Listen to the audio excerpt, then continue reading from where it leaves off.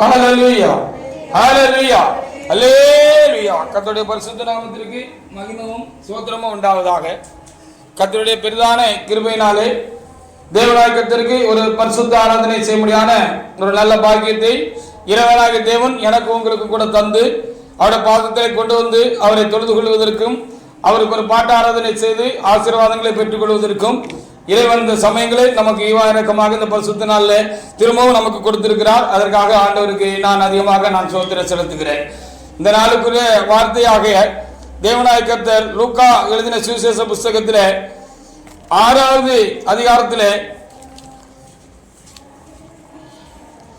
38வது வசனத்தை தேவனாகிய கர்த்தர் நமக்கு பிரசங்க வாக்கியமாக தேவனாகிய கர்த்தர் தந்திருக்கிறார். அவைகளை அந்த வார்த்தைகளை தியானிப்பதற்கு ஆண்டவர் நமக்கு அருள் பாராட்டுவாராக. லூக்கா எழுதின புஸ்தகத்திலே 6ஆம் அதிகாரத்திலே 38வது வசனத்தை ஒரு தேவனுடைய பிள்ளை எடுத்து வாசிக்கலாம். கொடுங்கள், அப்பொழுது உங்களுக்கு கொடுக்கப்படும். அமுக்கி குலுக்கி சரிந்து விழும்படி நன்றாய் அளந்து உங்கள் மடியிலே போடுவார்கள். நீங்க எந்த அளவினால் அழைக்கிறீர்களோ அந்த அளவினால் உங்களுக்கும் அளக்கப்படும் என்று சொல்லி ஆண்டவர் ஒரு நல்ல காரியத்தை இங்கே நமக்கென்று எழுதி வைத்திருக்கிறார். அதற்காக நாம் ஆண்டவருக்கு ஸ்தோத்திரம் செலுத்துவோமாக. தேவனுடைய காரியத்திலாக இருக்கட்டும், மற்றவருடைய காரியத்திலாக இருக்கட்டும், நாம் கொடுக்கிறதிலே நிறைவுள்ளவர்களாக இருக்க வேண்டும் என்று சொல்லி இந்த வேதபாகம் நமக்கு போதிக்கிறது. நாம் குறைவுள்ளவர்களாக ஒரு காலம் இருக்கக்கூடாது. தேவனுக்கு கொடுக்கிறதில் இருக்கட்டும், மற்ற காரியங்கள் இருக்கட்டும், நாம் கொடுக்கிறதிலே குறைவுள்ளவர்களாக இருக்கக்கூடாது, நாம் நிறைவுள்ளவர்களாக இருக்க வேண்டும் என்று சொல்லி இந்த வார்த்தையில கர்த்தர் இயேசு கிறிஸ்து நமக்கு சொல்லிவிட்டு கடந்து போன ஒரு காரியமாக இருக்கிறது. அதற்காக நாம் ஆண்டவருக்கு அதிகமாக ஸ்தோத்திரம் செலுத்துமாக. அதிலும் தேவனுடைய காரியத்தில் கண்டிப்பாக நாம் குறைவுள்ளவர்களாக இருக்கக்கூடாது கொடுக்கிறதிலே என்று சொல்லி நாம் தெளிவுள்ளவர்களாக தேவ சமூகத்திலே நாம் காணப்பட வேண்டும். ஒரு தேவனுடைய பிள்ளை, ஒரு ஊழியக்காரர், ஒரு தேவனுடைய மனுஷன் தேவனுடைய காரியத்திலே உண்மையாக இல்லை என்று சொன்னால் மற்ற காரியங்களிலே, மற்றவர்கள் காரியங்களிலே எப்படி அவர்கள் தங்கள் கையை தாராளமாக திறந்து கொடுப்பார்கள், அவர்கள் உண்மையாக இருப்பார்கள், சரியாக இருப்பார்கள் என்று சொல்லி நாம் எண்ண வேண்டியதாக இருக்கிறது. ஆனபடினால முதலாவது தேவனுக்கு கொடுக்கிற காரியத்திலே நாம் உண்மையாக இருக்க வேண்டும் என்று சொல்லி இந்த வேதமாக நமக்கு அதிகமாக போதிக்கிறது. அதற்காக ஆண்டவருக்கு நாம் ஸ்தோத்திரம் செலுத்துமாக. இந்த வார்த்தையை தேவனாகிய கர்த்தர் தருகிறதுக்கு முன்பாக நாகாலத்தில் வார்த்தைக்காக நான் ஜெபம் பண்ணி விட்டு நான் படுத்திருந்தேன். பின்னரவில் நான் படுக்கைக்கு கடந்து போனேன். அப்பொழுது தேவனாகிய கர்த்தர் எனக்கு ஒரு வெளிப்படுத்தலை கொடுத்தார். சைவ காலமாக ஏதாவது ஒரு வெளிப்படுத்தலை தேவனாகிய கர்த்தர் கொடுத்து அந்த வெளிப்படுத்தலுக்கு உரிய வார்த்தையை கொடுத்து அவைகளை உங்களோடு கூட பகிர்ந்து கொள்கிறது ஒரு தொடர் கதையாக இருக்கிறது. அதற்காக இந்த தேவனாகிய கர்த்தருக்கு நான் ஸ்தோத்திரம் செலுத்தினேன். கடந்த வாரத்தில் அப்படித்தான் என்று எண்ணுகிறேன். அதற்காக ஆண்டவருக்கு நான் ஸ்தோத்திரம் செலுத்துகிறேன். நான் கண்ட அந்த வெளிப்படுத்தலில் ஒரு தேவனுடைய மனுஷன், ஒரு ஊழியக்காரர், ஒரு தேவனுடைய பிள்ளையிடத்தில் தசமானம் செலுத்துகிறீர்களா என்று சொல்லி கேட்கிறதாக நான் கண்டேன். அதற்கு அந்த தேவனுடைய பிள்ளை, ஐயா, நான் தசமானம் எவ்வளவு செலுத்த வேண்டும், எவ்வளவு காரியங்கள் இருக்கிறது, அதை எனக்கு கணக்கு பார்த்து சொல்லுங்க என்று சொல்லுகிறதாக நான் பார்க்க முடிகிறது. அடுத்து அவர் ஒரு செக்கை எழுதி அந்த ஊழியக்காரத்தில் கொடுக்கிறார். அந்த செக்கில் பலவிதமாக காரியங்களை எழுதி கிறுக்கி அவருடைய கையிலே கொடுக்கிறதாக அந்த வெளிப்படுத்தலில் காணப்படுகிறது. அப்பொழுது அந்த ஊழியக்காரர் சொல்லுகிறார், என்ன இப்படி செய்திருக்கிறீர்கள், இது செக்கல்லவா, இந்த செக்கில் நீங்க கூட கண்டமானிக்கு கிறுக்கி வைத்து உங்க மனவிருப்பம் போல எல்லாத்தையும் ஏதாவது எழுதி இருக்கிறது சொன்னால் இந்த செக்கு செல்லாதல்லவா என்று சொல்லுகிறதாக ஒரு வெளிப்படுத்தலை தேவனாகிய கர்த்தர் எனக்கு கொடுத்தார். அதற்காக ஆண்டவருக்கு நான் அதிகமாக ஸ்தோத்திரம் செலுத்துகிறேன். இந்த காரியத்தில் சில காரியங்கள் எண்ணி பார்க்க வேண்டியது இருக்கிறது. முதலாவது, ஒரு தேவனுடைய பிள்ளை தசமமாக செலுத்துறதுல சரியாக உண்மை உள்ளவர்களாக ஆண்டவருக்கு கொடுக்க வேண்டிய காணிக்கை காரியங்களில் அவர்கள் சரியானவர்களாக உண்மை உள்ளவர்களாக இருக்க வேண்டும். அவர்கள் தான் ஒவ்வொரு காலங்களிலும் தங்களுக்கு கிடைக்கிற வரத்துக்கு தக்கதாக 10ல் ஒரு பகுதியை தேவனாகிய கர்த்தருக்கு கணக்கு பார்த்து கவனமாக இருந்து அதை எடுத்து வைத்து கொடுக்க வேண்டும். இங்கே அவர் அந்த தேவனுடைய பிள்ளை கேட்கிறார், நான் எவ்வளவு தசமபாகம் கொடுக்க வேண்டி இருக்கிறது, கணக்கு பார்த்து சொல்லுங்கள் என்று கேட்கிறார். இது ஒரு பெரிய ஒரு தவறான ஒரு காரியமாக இருக்கிறது. அது ஊழியக்காரர்கள் வேலையில ஒரு தேவனுடைய பிள்ளை தேவனுக்கு காணிக்கை செலுத்துகிறவர் அவர் தம்முடைய வரத்திலிருந்து தம்முடைய சம்பாத்தியத்திலிருந்து தேவனாய கர்த்தருக்கு 10 ஒரு பகுதியை எடுத்து வைத்து தேவனாய கர்த்தருக்கு கணக்கு பார்த்து கரெக்டாக என்ன செய்ய வேண்டும், அதை செலுத்த வேண்டாம். இரண்டாவது, அந்த காணிக்கையை செக்காகவோ இலவசமாகவோ கொடுக்கிறதும் ஒரு வகையில் பார்க்கிற பொழுது தேவ சமூகத்தில் சரியில்லை என்று சொல்லி எண்ணுகிறேன். அவைகளை கர்த்தர் என்ன செய்ய வேண்டும், பணமாக எடுத்துக்கொண்டு அதை முறையாக தேவ சன்னிதானத்தில் கலந்து வந்து விசேஷமாக பரிசுத்த நாளிலே பரிசுத்த ஆராதனை நாட்களில் அவைகளை என்ன செய்ய வேண்டும், தேவ சன்னிதானத்தில் ஊழியக்காரத்தில் முறையாக கொடுத்து அதை அங்கீகரித்துக் கொள்வதற்காக அவரிடத்தில் ஜெபம் பண்ண வேண்டும். இப்படி அந்த ஒரு பொறுப்புள்ள காரியம் ஒரு தேவனுடைய பிள்ளைக்கு உண்டு என்று சொல்லி நாம் அறிய வேண்டியதாக இருக்கிறது. அப்படி இல்லாதபடிக்கு நான் அதில் அங்கே கண்டதான அந்த தேவனுடைய பிள்ளை அந்த ஊழியக்காரத்தில் இப்படி சொல்லுகிறதும் ஒரு செக்கை கொடுக்கிறதும் அது முறையாக கொடுக்காதபடிக்கு அதை பலவிதமான காரியங்களை கிறுக்கி வைத்துவிட்டு அதை கொடுக்கிறதுமான ஒரு காரியத்தை நான் கண்டேன். அதற்கு என்ன அர்த்தம் என்று சொன்னால், தசமபாகம் கொடுக்காமல் இருந்துவிட்டு கர்த்தருக்கு காணிக்கை செலுத்தாமல் இருந்துவிட்டு அதுக்கு சாக்கு போக்கு சொல்லுகிற காரியம் தான் அந்த காரியம் என்று சொல்லி நான் அறிந்து கொண்டேன். அப்படி நான் சாக்கு போக்கு சொல்லுகிறவர்களாக தசமபாகம் கொடுக்கிறதுல குறைவுள்ளவர்களாக இருந்து கொண்டு சாக்கு போக்கு சொல்லுகிறவர்களாக இருக்கக்கூடாது. அதில் நான் ரொம்ப கவனமும் பொறுப்பு உள்ளவர்களாக இருக்க வேண்டும் என்று சொல்லி கர்த்தர் எனக்கு சொன்னார். அதை கூர்ந்து தொடர்ந்து அந்த செக்கில் மேல் பகுதியில் நான் பார்க்கிற பொழுது ஆங்கிலத்திலே இப்படி அங்கே ஒரு காரியம் எழுதப்பட்டிருக்கிறது. கர்த்தர் எனக்கு காண்பித்தார். அதற்காக ஆண்டவருக்கு நான் ஸ்தோத்திரம் செலுத்துகிறேன். It never once to be double அப்படி என்று சொல்லி அங்கே எழுதப்பட்டிருந்தது. இது ஒரு காலம் ரெட்டிப்பானதை நமக்கு கொண்டு வராது என்று சொல்லி அங்கே அப்படி ஒரு காரியம் எழுதப்பட்டிருக்கிறது. நான் கண்டேன். It never once to be double அப்படின்னு சொல்லி எழுதப்பட்டிருந்தது. இப்படி செய்கிறதுனால் இந்த தசமபாக காரியங்களே ஒழுங்கின்மையாக நாம் இருக்கிறபடினால் அதில் பொறுப்பு உள்ளவர்களாக இல்லாத இருப்போம் என்று சொன்னால், கர்த்தருக்குடைய காணிக்கைகளிலே நாம் உண்மை இல்லாதவர்களாக நாம் இருப்போம் என்று சொன்னால் அது நமக்கு ரெட்டிப்பான ஆசீர்வாதத்தை அது நமக்கு கொண்டு வராது என்று சொல்லி அங்கே ஒருவர் அப்படியாக மேல் பகுதியில் அதில் எழுதுகிறதையும் எழுதி வைத்திருக்கிறதையும் நான் பார்க்க முடிந்தது. அதற்காக ஆண்டவருக்கு நான் ஸ்தோத்திரம் செலுத்த கடமைப்பட்டிருக்கிறார். தேவனுடைய பிள்ளையே, நான் பொதுவாக இந்த தசமபாகத்தை குறித்து காணிக்கைகளை குறித்து அதிகமாக நான் பிரசங்கம் பண்ணுகிறது இல்லை. நான் இந்த ஊழியத்துக்கு வந்து 20 ஆண்டுகள் நிறைவடைய போகிறது என்று எண்ணுகிறேன். இதிலே ஒரு சில தினங்கள் மாத்திரம் நான் அப்படி பண்ணிருக்கேன். ஒரு தடவை 2 தடவை பண்ணிருக்கிறேன். 3வது 4வது என்று தெரியவில்லை. நான் அதிலே தசமபாகம் செலுத்தி விட்டீர்களா என்று கேட்கிறேன். ஆனால் நான் நடைமுறையிலே நான் யாரிடத்திலும் காணிக்கை குறித்து நான் பேசுகிறதே இல்லை. யார் அப்படியே தசமபாகம் கொடுத்தாலும் சரி, கொடுக்காட்டாலும் சரி, காணிக்கை செலுத்தினாலும் செலுத்தாவிட்டாலும் சரி, அது அவரிடத்துல கேட்கிறதில்லை, காணிக்கை கேட்கிறதில்லை என்று சொல்லி நான் உணர்கிறேன். அதுக்காக ஆண்டவருக்கு அதிகமாக நான் ஸ்தோத்திரம் செலுத்துமாக. எப்படி இருந்தாலும் தேவனாய கர்த்தர் இந்த நாளிலே இந்த காரியம் ஒருவேளை உள்ளே இருக்கிற நாம் ஏதாவது ஒன்றில் குறைவுள்ளவர்களாக இருக்கலாம், அல்லது கேட்கிறவர்களுக்கு இது பிரயோஜனமாக இருக்கட்டும் என்று சொல்லி கர்த்தர் வெளிப்படுத்தலோடு கூட இப்படி இந்த வார்த்தையை தந்திருக்கிறார் என்று எண்ணுகிறேன். அதற்காக நாம் ஆண்டவருக்கு நாம் ஸ்தோத்திரம் செலுத்துமாக. திரும்பவும் பிரசங்க வாக்கியத்தை வாசிக்கலாம். லூக்கா 6ஆம் அதிகாரத்தில் 38வது வசனத்தை ஒரு தேவனுடைய பிள்ளை எடுத்து வாசிக்கலாம்.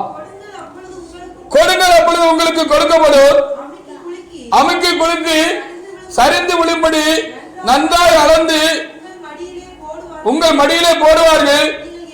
நீங்க எந்த அளவினால் அளக்கிறீர்களோ, ஆமா, நீங்க கொடுக்கிறதுல எந்த அளவுக்கு பெரியவங்களா இருக்கீங்களோ அந்த அளவுக்கு தேவனாய கர்த்தர் பெரியவரா இருந்து என்ன செய்வாரா, உங்களுக்கு வேண்டியதெல்லாம் கொடுப்பார். அதனால ஆண்டவருக்கு கொடுக்கிறதுல முதல்ல நம்ம என்ன சரியா இருக்கணும் என்று சொல்லி இந்த வார்த்தை நமக்கு போதிக்கிறதாக இருக்கிறது. அதற்காக நாம் ஆண்டவருக்கு நாம் ஸ்தோத்திரம் செலுத்தும்.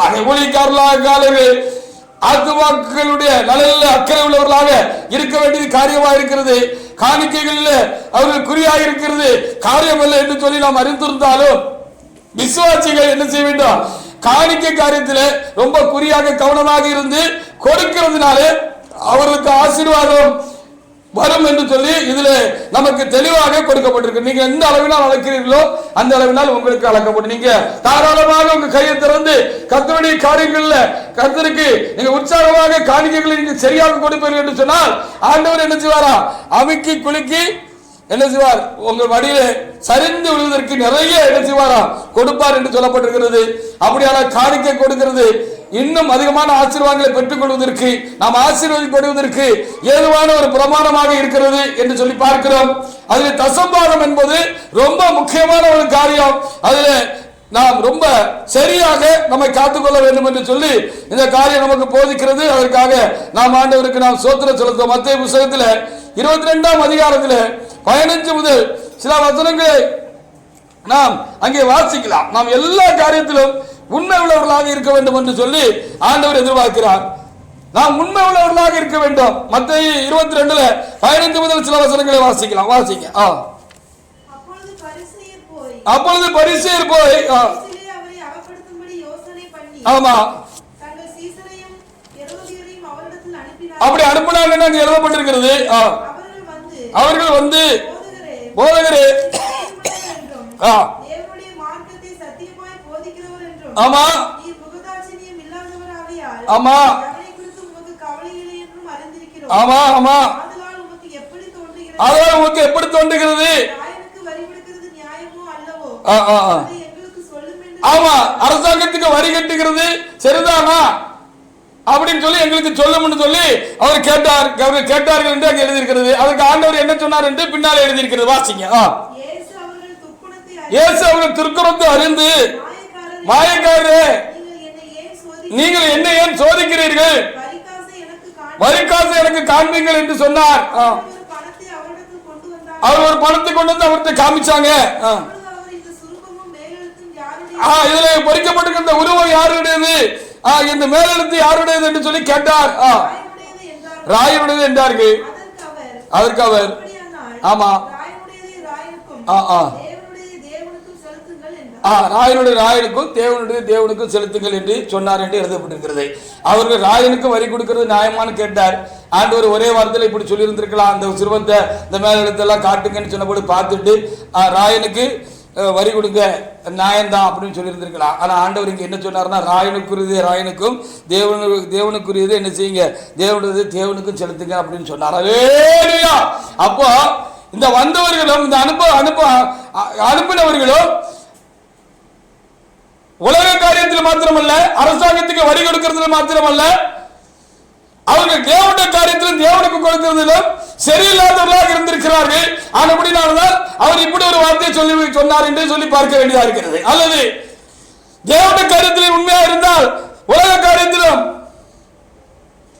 அரசாங்கத்துக்கு வரி கட்டுகிற காரியத்திலும் நீ சரியாக செம்மையாக இருப்பாய் என்று சொல்லி அவர் சொல்லி இருக்கிறார் என்று கூட எடுத்துக்கொள்ளலாம். அதற்காக நாம் ஆண்டவருக்கு நாம் ஸ்தோத்திரம் செலுத்துவோமாக. ஆனபடினால தேவனுடைய பிள்ளைகளே, நீங்க எந்த அளவினால் அழைக்கிறீர்களோ அந்த அளவினால் உங்களுக்கு அழைக்கப்படும். நீங்க நிறைவாய் கொடுத்தால் நிறைவாய் பெற்றுக் கொள்வீர்கள். நீ கொடுக்கிறது குறைவுள்ளவர்களாக இருந்தால் உங்களுடைய காரியங்கள் குறைவுள்ளவர்களாகத்தான் இருக்கும் என்று சொல்லி நான் அறிந்திருக்கிறேன். நம்ம அப்படி காணப்படக்கூடாது என்று சொல்லி ஆண்டவர் நமக்கு இந்த நாளில் இப்படி ஒரு காரியத்தை நமக்கு எழுதி வைத்திருக்கிறார். அதில் விசேஷமாக தசமபாகம் தேவனுக்குரியது, தசமபாகம் கர்த்தருடையது என்று சொல்லி நான் வேத புத்தகத்தில் பல இடங்களில் எழுதியிருக்கிற பார்த்திருக்கிறோம். அப்படியெல்லாம் கர்த்தருடையதை கர்த்தருக்கு நாம் கண்டிப்பாக செலுத்த வேண்டும். அது நம்முடையதல்ல. நாம் 1000 ரூபாய் சம்பாத்தியம் பண்ணுகிறோம் என்று சொன்னால் 100 ரூபாய் கர்த்தருடையது. அதை கர்த்தருக்கு தெளிவாக திட்டமாக நாம் என்ன செய்ய வேண்டும்? அதை கொடுத்து விட வேண்டும். நம்முடைய காசு அல்ல, அது கர்த்தருடையது என்று சொல்லி நாம் அறிய வேண்டியதாக இருக்கிறது. மல்கியா புத்தகத்தில் 8ஆம் அதிகாரத்தில் 3ஆம் அதிகாரத்தில் 8 முதல் 10 வரைக்குள்ள வசனங்களை நீங்க வாசித்து பாருங்க. அங்க ஆவியானவர் இப்படி எழுதி வைத்திருக்கிறார். அது கர்த்தருக்குரியது. அந்த தசமபாக காணிக்கையானது கர்த்தருக்குரியது. அது கர்த்தருக்கு நீ கொடுத்து விட வேண்டும். அதை நீ வைத்துக் கொள்ளக்கூடாது, அதை நீ எடுத்துக்கொள்ளக்கூடாது. அப்படி எடுத்துக்கொண்டால் அது நீ வஞ்சிக்கிறாய், நீ தேவனை வஞ்சிக்கிறாய் என்று சொல்லி அர்த்தம். அல்லது அது கர்த்தருக்குரியது நீ திருடி வைத்துக் கொண்டிருக்கிறாய் என்று சொல்லி கூட நாம் சொல்லலாம். அதற்காக ஆண்டவருக்கு நாம் ஸ்தோத்திரம் செலுத்துமாக 8 முதல் சில வசனங்களை வாசிக்கலாம். வாசிங்க. மனுஷன் தேவனை வஞ்சிக்கலாமா? நீங்களோ என்னை வஞ்சிக்கிறீர்கள். எதிலே உங்களை வஞ்சித்தோம் என்கிறீர்கள்.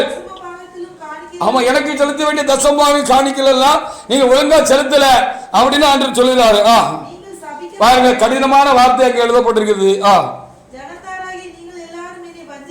ஆமா ஆமா, என் ஆலயத்தில் ஆகாரம் உண்டாயிருக்கும்படி கொண்டு வாருங்கள்.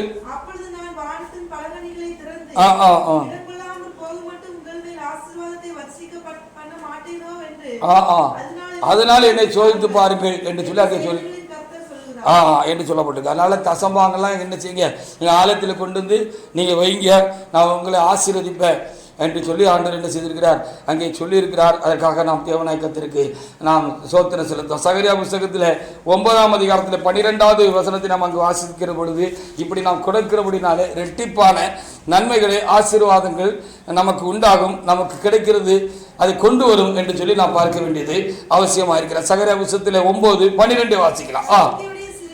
நம்பிக்கையோட சிறைகளே அரணுக்கு திரும்புங்கள்.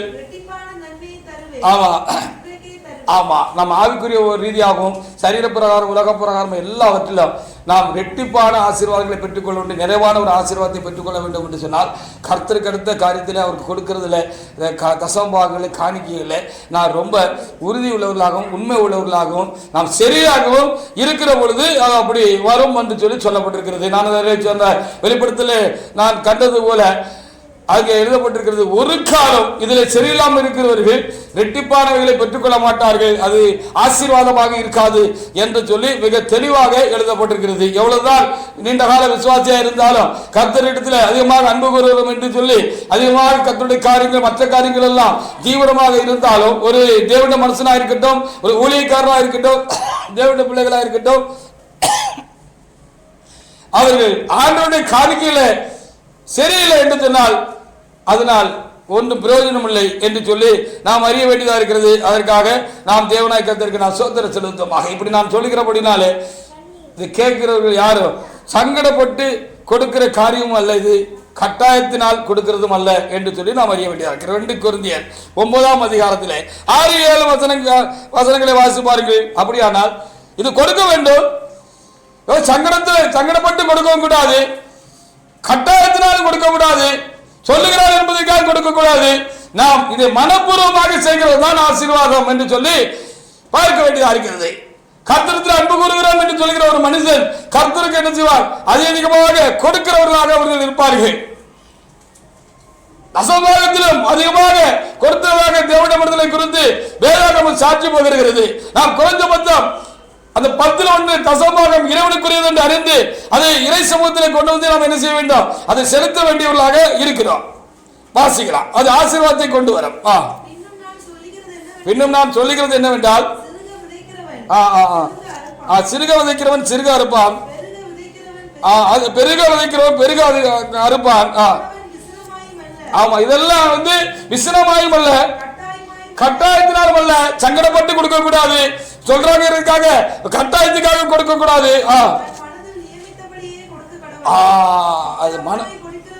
அது உற்சாகமாய் கொடுக்கிறதுல அது உற்சாகமாக கொடுக்கப்பட வேண்டிய ஒரு காரியம் என்று சொல்லி அங்கே எழுதப்பட்டிருக்கிறது. அவைகளுக்காக நாம் ஆண்டவருக்கு அதிகமாக நாம் ஸ்தோத்திரம் செலுத்துவோம். பாருங்க, தாவீது ராஜாவை குறித்து இப்படி எழுதப்பட்டிருக்கிறது. அவர் தேவனுக்கு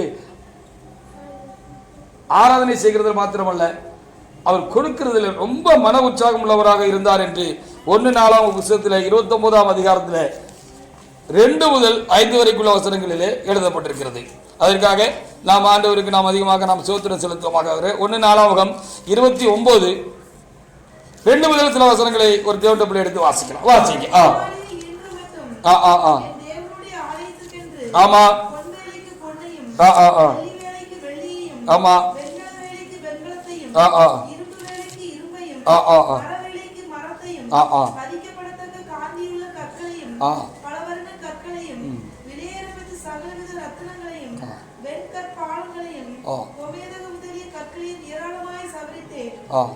இப்படி நிறைய கொடுத்தேன்னு சொல்றாரு. ஆண்டவருக்கு அதை பிரத்யேகம் பண்ணி அதெல்லாம் அதிகமா கொடுத்தேன் என்று சொல்லுகிறார். ஒருவேளை 10-1 இருக்கலாம். வாசிங்க கீழே அடுத்த வசனங்களா. நான் எப்படி தேவனுக்கு செலுத்த வேண்டியதை நான் அப்படி தேவனுக்கு செலுத்துவது மாத்திரமல்ல, ஆண்டவருடைய சமூகத்தின் மேல் வைத்திருக்கிற ஆலயத்தின் மேல் வைத்திருக்கிற வாஞ்சையினாலே அந்த பரிசுத்த ஆலயத்திற்காக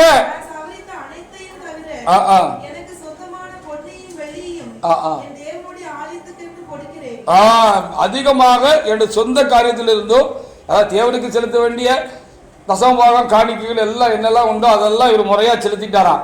செலுத்துறது மாத்திரமல்ல, ஆண்டவருடைய ஆலயத்தின் மேல உள்ள வாஞ்சையினால அது ஆசீர்வாதமாக எழுப்பப்பட வேண்டும், அந்த ஊழியங்கள் நல்ல முறையில் நடக்கணும் அப்படிங்கிறதுக்காக அவர் என்ன செஞ்சாராம், அங்க என்ன செஞ்சாராம், தனக்கு உள்ள காரியத்திலிருந்து தமக்குன்னு உள்ள காரியத்திலிருந்தும் எடுத்து அதிகமாக என்ன செய்தாராம் அவர் கொடுத்தார் என்று கொடுக்கிறேன் என்று சொல்லி அவர் கொடுத்ததாக தொடர்ந்து என்ன செய்யப்பட்டிருக்கிறது. 4-5 வசனங்கள்ல கூட என்ன செய்யப்பட்டு தொடர்ந்து எழுதியிருக்கிறது, என்னெல்லாம் கொடுத்தாரு அப்படின்னு சொல்லி எழுதப்பட்டிருக்கிறது. கர்த்தருக்கென்று கொடுக்க வேண்டிய தசமபாக காணிக்கைகள் உற்சாக காணிக்கைகள் எல்லாம் கொடுத்தது ஒரு பக்கம் இருந்தாலும், தனக்குன்னு உள்ள பங்குல இருந்து அவருடைய சம்பாத்தியத்தில் இருந்து கொடுத்து போக மிச்சம் இருக்கிற சம்பாத்தியத்தில் இருந்து அவர் என்ன செஞ்சாரா அதிகமாக ஆண்டவருக்கு எடுத்து கொடுத்தார் என்று சொல்லி சொல்லப்பட்டிருக்காரு. அப்ப பாருங்க, இப்படிப்பட்ட மனிதர்கள் தேவனுடைய ஆசீர்வாதங்களை நிறைவாக சுதந்திரித்துக் கொண்டார்கள் என்று சொல்லி அவர்களை குறித்து குறிப்புகள் வேத புத்தகத்திலே இருக்கிறது என்று சொல்லி நாம் அறிந்திருக்கிறோம். அதற்காக நாம் ஆண்டவருக்கு நாம் ஸ்தோத்திரம் செலுத்துமாக. இந்த ராஜா எவ்வளவு தாராள குணம் உள்ளவராக இருந்தார் என்று சொல்லி 1 புத்தகத்தில் 18ஆம் அதிகாரத்தில் 9 முதல் 11 வசனங்களிலே எழுதப்பட்டிருக்கிறது. பாருங்க, தமக்கு உண்டானவைகளையும் தேவநாயகத்திற்கு கொடுக்கிறதுல இவர் ரொம்ப பெரியவராக இருந்தார், ரொம்ப தாராள குணம் உள்ளவர்களாக இருந்தார். தசமபாகத்தை மாத்திரம் கணக்கு பார்த்து கொடுத்துட்டு கர்த்தருக்கு செலுத்த காணிக்கெல்லாம் செலுத்திட்டு மற்றதெல்லாம் பொத்தி வச்சுக்கிட்டு இருக்கல. அவரு தமக்குன்னு உரிய பங்கிலிருந்து அவர் என்ன செஞ்சார், தேவனுக்கு அதிகமாக கொடுத்தார் என்று சொல்லி அங்கே எழுதப்பட்டிருக்கிறது. அதற்காக நாம் ஆண்டவருக்கு நாம் சோத்திரம் செலுத்தும். ஆனபடினாலே இன்றைக்கு கொடுக்கப்பட்ட அந்த வெளிப்படுத்தலும் படியும், இன்றைக்கு நமக்கு கொடுக்கப்பட்ட பிரசங்க வாக்கியங்கள் படியும் நாம் எந்த அளவினால் அளக்கிறோமோ அந்த அளவுக்கு நமக்கு என்ன செய்யுமா ஆண்டவர் கொடுப்பார் என்று சொல்லி சொல்லப்பட்டிருக்கு. ஆண்டவர் காரியத்திலே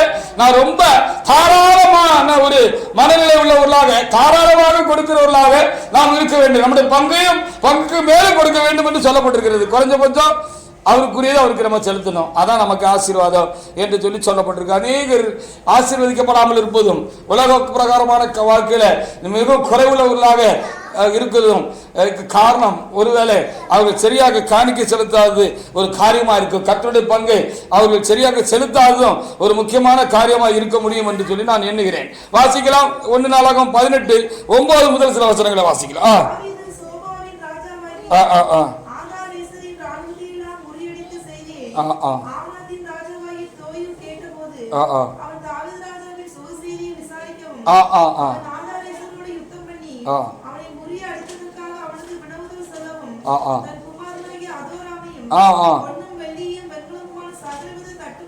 பொண்ணு வெளியும் வெங்கலமான சகல தட்டுமுட்டுகளையும் அவனிடத்திற்கு அனுப்பினான்.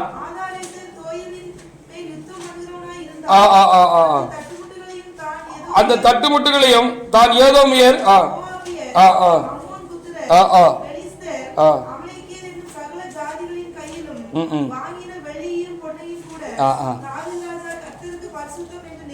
இப்படி இவர் யுத்தம் செய்து சம்பாதித்த அநேக பொன்னை வெள்ளியும் அநேக தேசத்துக்காரர் இவருக்கு கப்பமாக கொடுத்த இவருக்கு கொடுத்த பரிசுகளாக கொடுத்தது கூட என்ன செஞ்சாராம், இவர் என்ன செஞ்சாராம் கர்த்தருக்கு பரிசுத்தம்னு சொல்லி நேர்ந்து கொண்டார் என்று சொல்லி சொல்லப்பட்டார்.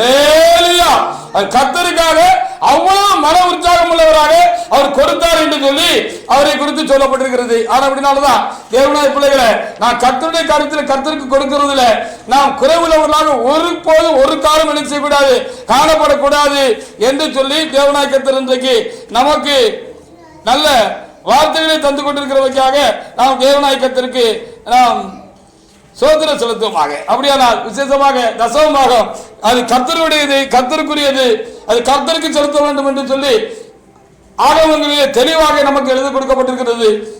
அதற்காக ஆண்டவருக்கு நாம் சோதரம் செலுத்துவோமாக. ஏதோ ஒரு சூழ்நிலையில நாம் கஷ்டப்படுகிறோம், கஷ்டமான ஒரு காலகட்டத்தில் சூழ்நிலையில இருக்கிறோம். ஒருவேளை ஒரு குறிப்பிட்ட நாட்களில் நம்முடைய கையின் பிரயாசத்திலிருந்து நம்முடைய சம்பாத்தியத்திலிருந்து சூழ்நிலையினால் அது கொடுக்க முடியாமல் போய்விடுகிறது என்று ஒரு சூழ்நிலை உண்டாகிறது என்று சொல்லி வையுங்கள். அப்படியானால் அது அப்படியே கடைசி வரைக்கும் கொடுக்காமலே அதை அப்படியே விட்டு விட்டு அதுக்கப்புறம் நாம் தசமாங்களை கொடுக்கலாமா? அந்த பாக்கி அப்படியே விட்டு விடலாமா? அது கொடுக்காமல் இருந்து விடலாமா என்று சொல்லி பார்க்கிற பொழுது லேவியராகமம் புத்தகத்தில் 27 30 31 வசனங்கள் என்ன சொல்கிறது என்று சொல்லி பாருங்கள். ஒருவேளை நாம் கஷ்டப்பட்டவர்களாக இருப்போம், சின்ன சம்பாத்தியம் உள்ளவர்களாக இருப்போம், ஏதாவது சூழ்நிலையில ஒரு திடீர் செலவு வந்துவிடும். அப்போ தசமாக கொடுக்க முடியாம எதிர்பாராத செலவுக்கு அதை எடுத்து செலவழிச்சுட்டோன்னு சொல்லி வைங்களேன்.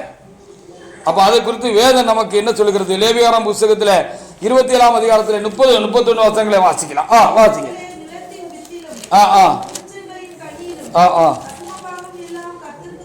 ஆமா, அது கர்த்தருக்கு பரிசுத்தமானது. அந்த தசமபாகம் கர்த்தருக்கு பரிசுத்தமானது, கர்த்தருக்குரியது என்று சொல்லி அங்கே எழுதப்பட்டிருக்கிறது. வாசிங்க.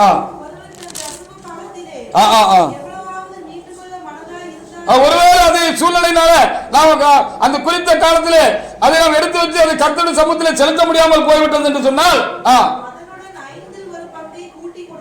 ஆமா, இப்ப நீங்க 100 ரூபா இந்த வாரம் கர்த்தருக்கு தசமபாகம் கொடுக்கணும். இந்த வாரம் உங்களுக்கு வருமானம் 1000 ரூபா, ஒரு 100 ரூபா கர்த்தருக்கு நீங்க கொடுக்கணும்னு சொல்லி வச்சுக்கோங்களேன். அப்ப இந்த 100 ரூபாய் கொடுக்க முடியாதபடி ஏதோ எதிர்பாராத ஒரு நெருக்கடி உண்டாயிட்டு, அதனால அதை நீங்க கொண்டு வந்து தேவ சமூகத்தில் செலுத்தலைன்னா நீங்க அதை கணக்கு வச்சுக்கணும். கணக்கு வச்சுட்டு அடுத்தால என்ன செய்யணும்? உங்களுக்கு பணம் கிடைக்கும் போது 100 ரூபா கூட 20 ரூபாய் சேர்த்து கொடுக்கணும் அப்படின்னு சொல்லி அங்கே சொல்லப்பட்டிருக்கிறது. அல்லேலூயா.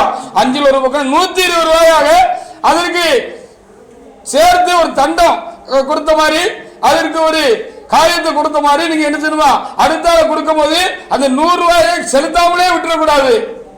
வாழ்நாளில் தசமபாகம் பாக்கி நமக்கு இருக்கவே கூடாது. கர்த்தருடைய காணிக்கை பாக்கி நமக்கு இருக்கவே கூடாது. நம்ம என்ன செய்யணும்? அந்த 100 ரூபாயை திரும்ப என்ன செய்யணும்? அது கண்டிப்பா அது என்ன செய்யணும்? பின்னால செலுத்தணும். அதை விட்டுட்டு தசமபாகம் செலுத்துறது, திரும்ப திடீர்னு தசமபாகம் சில மாதங்களிலோ சில காரியங்களிலோ நாம் கொடுக்காம விட்டுறது, அப்புறம் கொடுக்கிறது, அது அப்படியே கணக்கே விட்டு போன காரியத்தை கணக்கே பார்க்காம இருக்கிறதெல்லாம் சரி கிடையாது. அது ஆண்டவர் கணக்கு வச்சிருப்பார். அல்லேலூயா. இங்க தெளிவாக எழுதப்பட்டிருக்கு பாருங்க. அது கர்த்தருக்கு பரிசுத்தம், தசமபாகம் கர்த்தருக்குரியது என்ன தெளிவாக எழுதப்பட்டிருக்கிறது. அது ஒரு வீட்டுக்குள்ள மண்ணா இருந்தா ஏதாவது சூழ்நிலைக்கு நீங்க எடுத்து செலவழிச்சிட்டீங்கன்னு வச்சுக்கோங்களேன், அது 100 ரூபான்னா 120 ரூபா நீங்க கொண்டு போய் என்ன செய்யணும்? ஆண்டவர்கிட்ட செலுத்தி அதை சரி செய்யணும் அப்படின்னு சொல்லி சொல்லப்பட்டிருக்கிறது. அப்படி சரி செய்யாவிட்டால் அது பாவம் என்று சொல்லி நாம் அறிந்து கொள்ள வேண்டியா இருக்கிறது. பாருங்க, ஒரு 1000 ரூபாய் உங்களுக்கு ஒரு அரசாங்கத்திலிருந்து வருது, கரெக்டா மாசம் 100 ரூபாய் நீங்க கர்த்தருக்கு தசமபாகம் கொடுக்கணும். ஆமா, பிள்ளைகள் உங்களுக்கு செலவுக்கு பைசா தராங்கன்னு வச்சுக்கோங்க. எனக்கு வருமானமே இல்லையா, நான் என்ன கொடுக்கறது? பிள்ளைகளுக்கு செலவுக்கு 500 ரூபாய் கொடுப்பாங்க, 100 ரூபாய் 200 ரூபாய் கொடுப்பாங்க அப்படின்னு சொல்லி வச்சிருக்கீங்க. 100 ரூபாய் கொடுத்தாலும் அதுல 10 ரூபாய் எடுத்து நமக்கு அது வருமானம், பிள்ளைகள் நமக்கு வருமானமாக தந்திருக்கிறார்கள், பிள்ளைகளுக்கு நமக்கு ஒரு வரவு வந்திருக்கிறது. அதுல என்ன செய்யணும்? நம்ம 100 ரூபாய் தந்தா 10 ரூபாய் கர்த்தருக்கு கொண்டு தேவ சமூகத்தில் தசமபாகம் செலுத்த வேண்டும். ஹல்லேலூயா. அரசாங்கத்தில் கிடைக்கிற எல்லா காரியங்களும் இருந்து நமக்கு வந்தால், நமது பேருக்கு வந்தால், நாம் அதற்கு உரியவர்களாக இருந்தால் நாம் அதில் என்ன செய்யணும்? கண்டிப்பாக கர்த்தருக்கு தசமபாகம் கொடுக்க வேண்டும். அப்படி கொடுக்காம ஏதாவது காரியத்தில் விட்டுட்டோம் அப்படின்னு சொன்னா, முடியாம போயிட்டு சொன்னா இங்க 5 ஒரு பங்கு கூட்டி கொடுக்கணும் அப்படின்னு சொல்லியிருக்க வழிய ஆண்டவர் மன்னிச்சிருவாரு. ஜெபம் பண்ணா மன்னிச்சிருவாரு. ஆண்டவரே சூழ்நிலைக்கு என்னால முடியல, நான் தசமபாகம் கொடுக்கல, என்ன மன்னிச்சிருன்னு சொன்னா ஆண்டவர் மன்னிச்சிருவார்னு சொன்னா ஒரு காலம் என்ன செய்ய மாட்டார்? அவர் மன்னிக்க மாட்டார் என்று சொல்லி நாம் அறிய வேண்டியா இருக்கிறது. தசமபாகத்தை போதிக்கிற நான் சரியாக இருந்தால் தான் நான் தசமபாகம் குறித்து போதிக்கிறதுக்கு எனக்கு ரைட் இருக்கு. தசமபாகத்தை கர்த்தருடைய காணிக்கைகளிலும் நான் சரியில்லாதவனாக இருந்து கொண்டு நான் குறைவுள்ளவனாக இருந்தேன்னு சொன்னா இந்தப்படிப்பட்ட வெளிப்படுத்தலை கர்த்தர் எனக்கு கொடுக்கவும் மாட்டார்.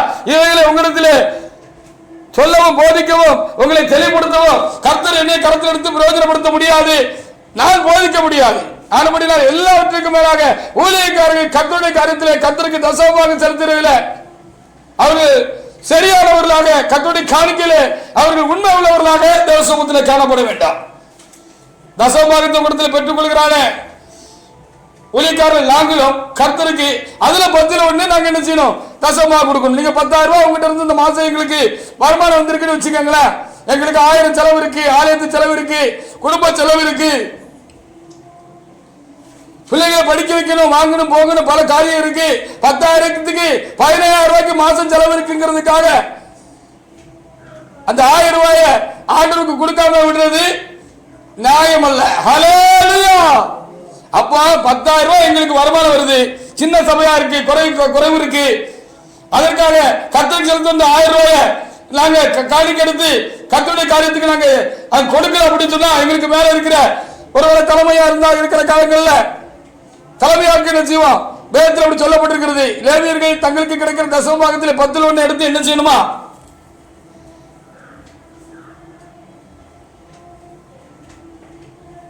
ஆசாரியனுக்கு தலைமையா இருக்கிறதானே பிரதான ஆசாரியனுக்கு கொடுக்கணும் அப்படின்னு சொல்லி வேதத்தில் பிரமாணம் எழுதப்பட்டிருக்கிறது. ஹல்லேலூயா. அப்படி நாங்க கொடுக்கணும். அப்படி அந்தந்த மாசம் அந்தந்த மாசத்துல எடுத்து கொடுக்கணும். ஏற்கனவே மேற்கொண்டு 5000 ரூபாய் தேவையா இருக்க அப்படிங்கிறத கொடுக்காம இருக்க கூடாது. 9000 ரூபாய் நமக்குரியது, 1000 ரூபாய் கர்த்தருக்குரியது. அதனால மேல அதை செலுத்த வேண்டிய விதத்தில் நாங்க செலுத்திடணும். அதுல நாங்க சரியா இருக்கணும். ஹல்லேலூயா. அப்படி நாங்க செலுத்தோம்னா கர்த்தர் தொண்டுபட்ட இந்த 6000 எந்த வழியிலாவது வேற ஒரு வகையில கொண்டு வந்து கொடுப்பார். இதுதான் உண்மையான அனுபவமாக இருக்கிறது. ஹல்லேலூயா. அப்ப கர்த்தருடைய காரியத்தில் நமக்கு உறுதியா இருக்கணும், உண்மையா இருக்கணும். அதுல நம்ம காணிக்கையே திருடக்கூடாது, வஞ்சிக்க கூடாதுன்னா காணிக்கையை திருடக்கூடாது. 100 ரூபாயோ 1000 ரூபாயோ 500 ரூபாயோ 10,000மோ 1 லட்சமோ நமக்கு வரவுக்கு தக்கதாக நாம் என்ன செய்ய வேண்டும்? ஆண்டவருக்கு செலுத்த வேண்டிய காணிக்கையை நம்ம கரெக்டாக ஆண்டவருக்கு செலுத்தணும். ஹல்லேலூயா. 90% நமக்குள்ளது, 10% இறைவனுக்குரியது என்று சொல்லி நாம் அறிய வேண்டிய இருக்கிறது. எனக்கு ஒரு சின்ன அனுபவங்கள் உண்டு. விசுவாசியா இருக்கிற காலங்களில், ஊழியத்துக்கு வந்த பிற்பாடு இல்லை, நான் விசுவாசியா இருக்கிற ஆரம்ப காலங்களில் 4 பிள்ளைகள் இருந்தார்கள். சின்ன வேலை தான் பார்த்து கொண்டிருந்தேன். இந்த ஊழியத்துக்கு வர்றதுக்கு முன்னால கடைசியில் கொஞ்சம் ஆசீர்வதிக்கப்பட்டு நல்ல வருமானங்களா இருந்துச்சு. இடைக்காலங்களில் ரொம்ப குறைவான வருமானங்கள். சில நேரங்களிலே என்ன நடக்கும் என்று சொன்னால், அந்த வாரத்தில் தசமமாக இருந்த கொண்டு தேவசமத்தில் செலுத்தக்கூடாதபடிக்கு ஏதாவது ஒரு சிக்கல் ஆயிரும். அப்படி சிக்கல் ஆயிட்டா என்ன செய்யும் தெரியுமா? அந்த வாரத்தில் எவ்வளவு கொடுக்கலங்கிறத நான் ஒரு நோட்ல என்ன செஞ்சிருவேன், எழுதி வச்சிருவேன். இப்படி எழுதி வச்சு நான் விசுவாசியா இருந்த காலங்களில் மேக்சிமம் சரியா கொடுத்துருவேன். விடுபட்டு போன ஒரு சூழ்நிலைகள் உண்டு, கொடுக்க முடியாம தட்டி போன ஒரு சூழ்நிலைகள், ஒரு நெருக்கடியான காலங்கள் உண்டு. மொத்தத்தில் நான் கணக்கு பார்க்கும் பொழுது ஒரு 1600 ரூபா அப்படி நான் கொடுக்க வேண்டியிருந்ததுன்னு எனக்கு ஒரு நினைவு இருக்கிறது. இப்போ அதுக்குரிய 1/5 பங்கை கூட்டி பின்னாட்கள் என்ன செஞ்சுட்டேன், அதை கொடுத்து தீர்த்து விட்டேன். அதற்காக என் ஆண்டவருக்கு நான் ஸ்தோத்திரம் செலுத்துகிறேன். ஹல்லேலூயா. அந்த காலத்திலும் சரி இந்த காலத்திலும் சரி கர்த்தருடைய காரியத்தில் நான் ஒரு நாள் குறை வைக்கவில்லை. இந்த வசனத்திலே சொல்லப்பட்டது போல கொஞ்சம் ஒரு சின்ன காரியங்கள் கொடுக்க முடியாமல் போன நேரங்கள் உண்டு. அதெல்லாம் நான் தான் கணக்கு பார்த்து வச்சிருந்தேன். கணக்கு பார்த்து வச்சிருந்து அதில் 5 பங்கு கூட்டி தேவ சமூகத்தில் அதை எடுத்து விட்டேன். நான் முறையாக அதை தேவ சமூகத்தில் நான் கொடுத்து அந்த காரியத்தை நான் சரி செய்து கொண்டேன். நான் கண்ட வெளிப்படுத்துதல் அந்த தேவனுடைய பிள்ளை என்ன கேட்கிறாங்க, ஊழியக்காரரை பார்த்து, ஐயா நான் எவ்வளவு தசமாக தின்னோம், பாக்கி இருக்கு, தர வேண்டி இருக்கு, கொடுக்க வேண்டி இருக்கு, அதை கொஞ்சம் கணக்கு பார்த்து சொல்லுங்கன்னு அவர் கேட்கறது ஒரு பெரிய ஒரு தவறான காரியம். அது அவர் தான் அதுல சரியாக இருக்கணும், தெளிவா இருக்கணும். பெண்டிங் வைக்க கூடாது, கரெக்டா கத்துறது கொடுத்துடணும். ஏதாவது சூழ்நிலையில ஒரு தடங்கள் உண்டாயிட்டு அதுல சரியா கவனமா இருந்து அதை முறையாக என்ன செய்ய வேண்டும், அதை எப்படி கொடுத்து அடைச்சிடணும். அது கர்த்தருடைய காரியம், அது கர்த்தருக்கு பரிசுத்தமானது, பரிசுத்தமானது விழுங்கக்கூடாது அப்படின்னு சொல்லி வேதத்தில் சொல்லப்பட்டிருக்கிறது. அது ஆசீர்வாதம் கிடையாது என்று சொல்லி வேத புத்தகத்தில் நமக்கு எழுதி கொடுக்கப்பட்டிருக்கிறது. அவர்களுக்காக நாம் ஆண்டவருக்கு நாம் அதிகமாக நாம் ஸ்தோத்திரம் செலுத்துவோமாக. அப்போ தசமா வாங்குற ஊழியக்காரனும் தசமா கொடுக்கணும். காணிக்கை கொண்டான்னு பிரசங்கம் பண்ணுவார்கள், காணிக்கை பிரசங்கம் பண்ணுகிறதே இல்லை. கர்த்தர் திட்டமாக இப்படி வெளிப்படுத்த கொடுத்தபடினால் சரி, இது யாருக்கோ உள்ள இருக்கிறவர்களுக்கோ அல்லது இந்த பிரசங்கத்தை கேட்கிறவர்களுக்கோ யாருக்கோ அது தேவையா இருக்கிறது, அதனால் கர்த்தர் இந்த வார்த்தை கொடுத்திருக்கிறார் என்று நான் உணர்ந்தபடினாலே அந்த காரியமாக கர்த்தருடைய துணையோடு கூட இந்த காரியங்களை உங்களோடு கூட நான் பகிர்ந்து கொள்கிறேன். ஒருவேளை நீங்க சரியா இருக்கலாம், இல்ல ஏதாவது ஒன்று வந்திருக்கிறவங்க குறைவுள்ளவர்களாக இருக்கலாம், இல்லை ஒருவேளை சோசியல் மீடியால கேட்கிற ரசபா காரியத்தில் கர்த்தருடைய காணிக்கை காரியத்தில் குறைவாக இருக்கலாம். அதனால் ஒருவேளை அவங்க ஆசீர்வாதம் குறைவுள்ளவர்களாக இருக்கலாம். அது கர்த்தருடையது என்று சொல்லப்பட்டிருக்கிறது. அதை அவர்கள் சரியாக செலுத்தி தீர்க்கவும் அவர்கள் ஆசீர்வதிக்கப்படுவதற்காகவும் அதனுடைய தாற்பயம் என்ன என்று அவர்களுக்கு விளங்குவதற்காக கூட கர்த்தர் என்ன செய்யலாம், இந்த காரியங்கள் இன்றைக்கு நமக்கு சொல்லலாம். அப்போ தசமபாகம் வாங்குற ஊழியக்காரர்களும் தசமபாகம் கொடுக்கல கர்த்தருக்கு காணிக்கை செலுத்துவதிலும் உற்சாகம் உள்ளவர்களாக சரியானவர்களாக அவர்கள் முதலாவது இருக்க வேண்டும். என்னாகும் 18 21 26 வசனங்களை வாசிக்கலாம். என்னாமகத்தில் புஸ்தகத்தில் 18 21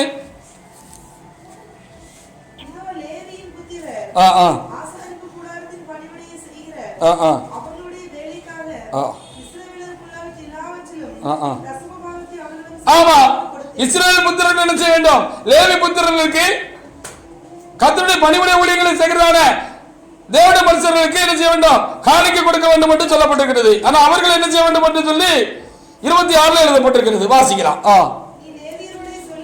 நீ லேவியரோட சொல்ல வேண்டியது என்னவென்றால்,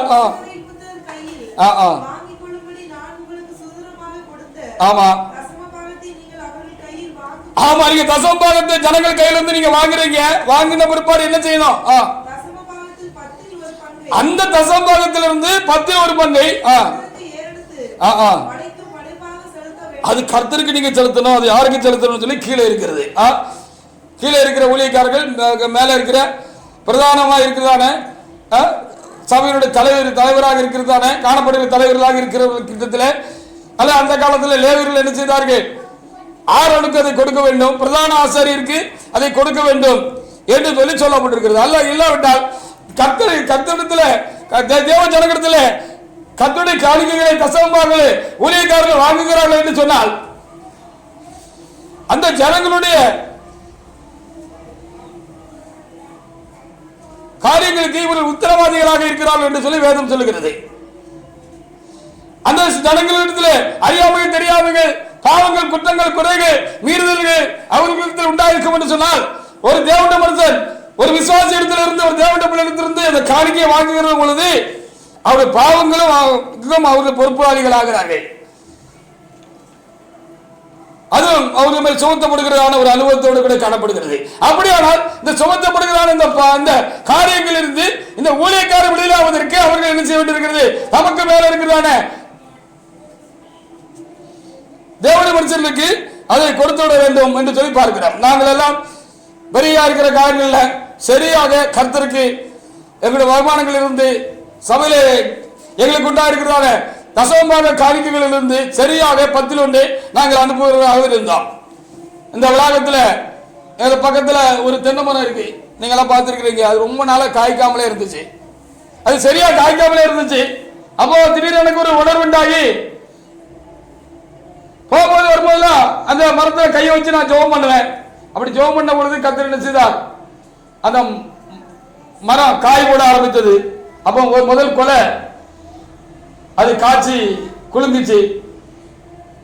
வெட்டி கர்த்தருக்கு என்ன செஞ்சேன், அது முதல் பலன் என்று சொல்லி அந்த காணிக்கைய பெரிய தூரத்தில் இருந்ததுனால எனக்கு ஆத்துமால ஒரு நடத்தல் உண்டாயிருந்ததுனால அதை கொண்டு போய் நாகர்லையாவுக்கு அதை காணிக்கையா கொண்டு போய் கொடுத்தேன். யோ இது என்னதையா கொண்டு வந்திருக்கிறது அப்படின்னு சொல்லி சொன்னாங்க.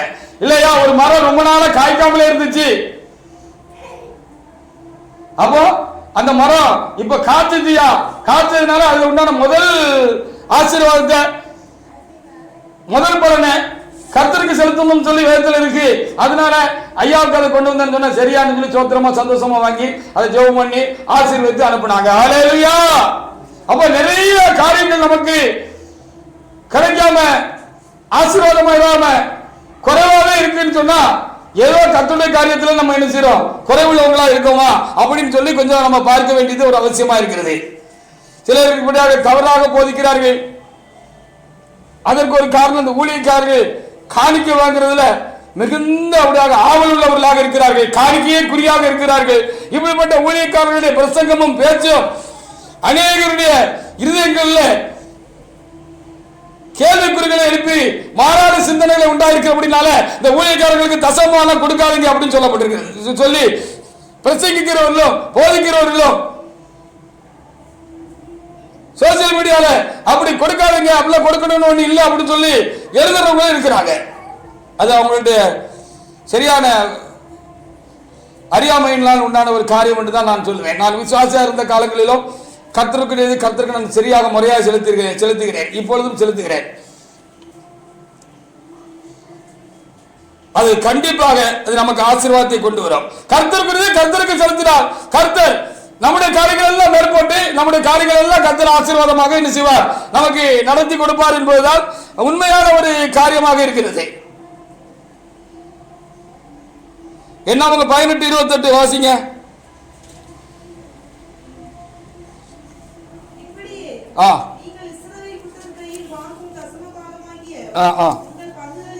ஆமா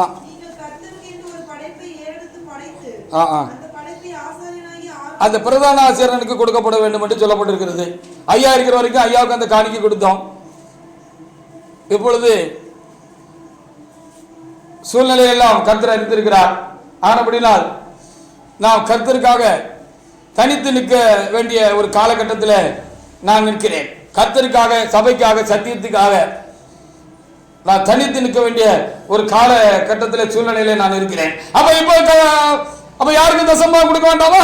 எனக்கு மேல கொடுக்கிறதுக்கு இப்ப யாரும் இல்லதானே, அப்ப நான் தசமாக கொடுக்க வேண்டாமா? அப்படி கிடையாது. ஹல்லேலூயா. இப்பவும் எனக்கு வருகிறதான காணிக்கை வருமானங்களில் இருந்து, கர்த்தர் எனக்கு தருகிற வருமானங்களில் இருந்து 10ல் 1 நான் கணக்கு பார்த்து எடுத்து அதை எழுதி தனிப்பட வைத்திருக்கிறேன். அது என் சொந்த செலவுகளுக்கோ காரியங்களுக்கோ நான் எடுக்க ஒருபோதும் முயற்சித்ததில்லை. எனக்கு கணக்கு கேட்கறதுக்கு யாரும் இல்லை. நான் தனித்து தேவ ஊழியத்தை, திருச்சபையின் ஊழியத்தை தனித்து நின்று செய்கிறேன். யாருக்கு பின்னாலேயும் கீழாக நான் இருந்து செய்யவில்லை. ஏன்னா அவர்களெல்லாம் நிறைய காரியங்கள்ல கர்த்தருக்கு துரோகம் செய்தார்கள், கர்த்தருடைய வழிகளை விட்டு மாறி நடக்கிறார்கள் என்று சொல்லப்படினால் ஒரு குறிப்பிட்ட நாட்கள் வந்த பொழுது கர்த்தர் தலைமையான மரணத்துக்கு பிற்பாடு சொல்லிவிட்டார், நீ யாருக்கு காணிக்கை கொடுக்க கூடாது, அந்த காணிக்கை நீ என்ன செய்ய, தனித்து எடுத்து வை அப்படின்னு சொல்லி எனக்கு ஆண்டவர் சொன்ன பொழுது நான் அதுக்கு அப்படி நான் செவி கொடுத்தேன். ஹல்லேலூயா. அதை வாங்குவதற்கு அவர்களும் பாக்கியசாலிகளாக இல்லை என்று சொல்லி அர்த்தம். கர்த்தர் விரும்பவில்லை. அந்த காணிக்கைகள் அநியாயமாக கோர்ட்டுக்கும் கேஸுக்கும் போய்கிட்டு இருக்கிறது. தேவஜனங்களுக்கு காணிக்கை வாங்கி அந்த காணிக்கை அநியாயமாக தேவையில்லாத காரியங்களுக்கு செலவு செய்யப்படுகிறது. அதனால என்னமோ கர்த்தர் சொன்னா, நீ காணிக்கை தசமா காணிக்கை நீ யாருக்கு கொடுக்காது, தனியாக எடுத்து வச்சோன்னா தனியாக எடுத்து வைத்திருக்கிறேன். இப்போ நான் யாருக்கு கணக்கு கொடுக்க வேண்டியதில்லை. ஆனால் இன்னைக்கு வரைக்கும் அப் டு டேட்டாக நான் கணக்கு எழுதி வச்சிருக்கிறேன். எனக்கு எவ்வளோ வருமானம், மாதத்துக்கு எவ்வளோ வருமானம், மாதம் எவ்வளோ செலவு, எவ்வளோ மிச்சம், அதில் கர்த்தருக்கு தசமாக எவ்வளோ சொல்லி அதுக்கு ஒரு தனியாக ஒரு ஏடு போட்டு அதெல்லாம் எழுதி வச்சு அதை கர்த்தருடைய காரியத்துக்காக நான் இப்போ செலவழித்து கர்த்தருடைய நடத்தில் படி நான் செலவழித்துக் கொண்டிருக்கிறேன். ஹல்லேலூயா. திடீரென்று ஒரு புதிய ஊழியம் ஆரம்பிக்க வேண்டுமா, 40,000 50,000 தேவையா இருக்குது. அதை அந்த கர்த்தருடைய தசமாக காணிக்கையிலிருந்து அதை எடுத்து நான் செலவழிக்கிறேன். அப்படிதான் கோயம்புத்தூர், தூத்துக்குடி ஊழியர்களுக்கு எல்லாம் கர்த்தருடைய தசமாக எடுத்து செலவழித்திருக்கேன். சொந்த காரியங்கள் ஒருவேளை அதில் இருந்திருக்கலாம். ஊழிய காரியங்களுக்காக நான் என்ன செய்கிறேன், அதை செலவழிக்கிறேன். அதற்காக என் ஆண்டவருக்கு நான் ஸ்தோத்திரம் செலுத்துகிறேன். அப்படியானால் நாம் சரியாக கர்த்தருடைய காரியத்தில் இருந்தால், கர்த்தர் நம்முடைய காரியத்தில் சரியாக இருந்து நமக்கு அவர் போதுமானவராக கண்டிப்பாக இருப்பார். இந்த ஊழியத்துக்கு வருகிற பொழுது ஆரம்ப காலத்தில் ரொம்ப சின்ன அற்பமான சொற்ப வருமானம் தான் எனக்கு உண்டாயிருந்தது. ஆனால் அந்த காலத்துக்கு போதுமானதாக இருந்தது. முதல் மாசத்துல 2600 ரூபாய் என்னமோ தான் வருமானம். ஆனா நான் ஊழியத்துக்கு வரும்பொழுது வேலையை விட்டுட்டு தான் வந்தேன். ஒரு நல்ல வேலையில் இருந்தேன். அன்றைக்கு என்னுடைய மாத வருமானம் 7,500 ரூபாய்க்கு இருந்தது. ஆனால் நான் இங்க வந்த போது 2,600 ரூபாய் இருந்தது. அந்த வருமானம் அன்னைக்கு போதுமானதா இருந்தது.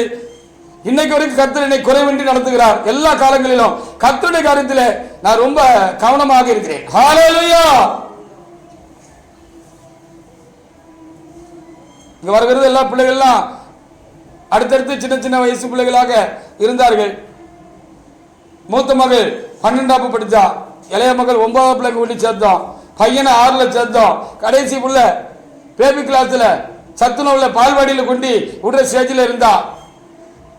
இந்த ஊழியத்துக்கு வந்த பிற்பாடு பெரிய ஊழியம், பெரிய ஜனப்பெருத்த கூட்டம் உள்ள பெரிதான காணிக்கையிலும் அந்தந்த காலங்களில் வந்ததுன்னு சொல்லுகிறதுக்கு ஒன்றுமில்லை. ஆனாலும் கர்த்தர் ஒன்றிலும் குறைவிட்டு போகாதபடி கர்த்தர் இந்த நாள் வரைக்கும் என்னை நடத்தி கொண்டு வருகிறார். ஹல்லேலூயா. அதற்கு ஒரு முக்கியமான காலம் கர்த்தரிடத்தில் நான் ஊக்கமாக அன்பு கூறுகிற மாத்திரமல்ல, அதற்கு உண்மையாக ஊக்கமாக கர்த்தருக்கு ஆராதனை செய்கிற மாத்திரமல்ல, ஊழியம் செய்கிற மாத்திரமல்ல, கர்த்தருக்கு அடுத்த காரியத்தில் கொடுக்க வேண்டிய காரியத்தில் நான் பயபக்தி உள்ளவனாக இருக்கிறேன். அதுக்காக ஆண்டவருக்கு நான் ஸ்தோத்திரம் செலுத்துகிறேன். அல்லேலூயா. இந்த ஊருக்குள்ள நாங்க வந்து இறங்கின போது சுத்து வட்டாரத்தில் இருக்கிற மக்கள்லாம் ஆன்னு பார்த்தாங்க. ஏன்னா இதுக்கு முன்னால இருந்த ஊழியக்காரருக்கு 2 சின்ன பிள்ளைகளும் அவர் கொஞ்சம் வச்சு இள வயசு மனுஷனுமா இருந்தாரு. அவருடைய காரியங்கள் அவங்களுக்கு எப்படியோ காதுக்கு போயிருக்கு. அவர் சொன்னாரோ அந்த வீட்டம்மா சொல்லிச்சா தெரியாது, ரொம்ப கஷ்டப்படுறோம்னு ஏதோ வெளியே போய் சொல்லியிருக்காங்க. நாங்க கஷ்டப்படுறோம்னு சொல்ற மாதிரி கத்தர் வைக்கவும் இல்லை.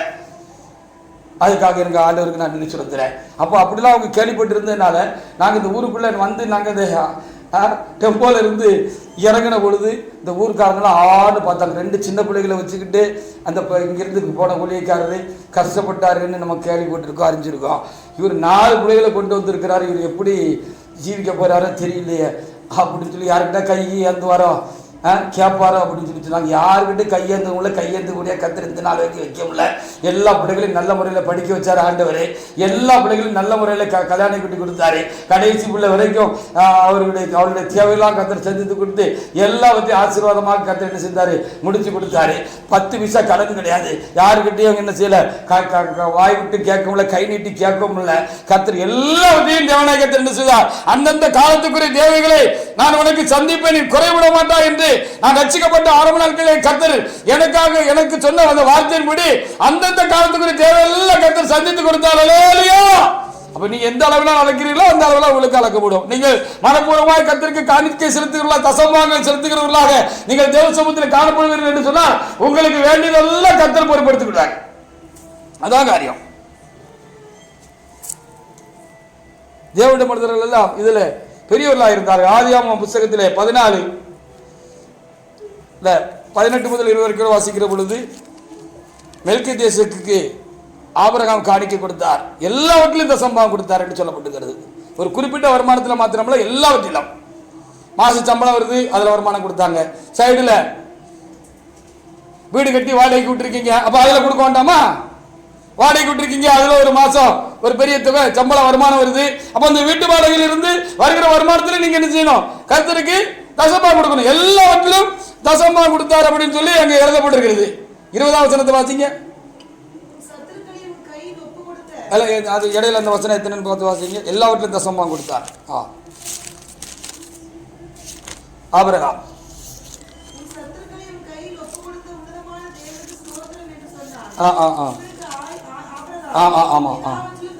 எல்லாத்தையும் தசமபாகம் கொடுத்தார். ஒரு குறிப்பிட்ட வருமானத்தில் சம்பளத்தில் மாத்திரம் இல்ல, எல்லாவற்றிலும் தசமபாகம் கொடுத்தாங்க. நீங்க சைடுல ஒரு சின்ன வேலை செய்வீங்க, பிசினஸ் பண்ணுவீங்க, அதுலயும் கொடுக்கணும். மெயின் சம்பளத்தில் மாத்திரம் இருந்து மட்டும் இல்ல, எல்லாவற்றிலும் இருந்து தசமபாகம் கொடுக்கணும். பெரிய தென்னந்தோப்பு வச்சிருப்பீங்க, தேங்காய் வந்து உங்களுக்கு குமிஞ்சிருக்கும், அப்ப அதுலயும் என்ன செய்யணும், 10ல் ஒரு தேங்காய் கர்த்தருக்குரியதுன்னு சொல்லி நீங்க கொடுக்கணும்.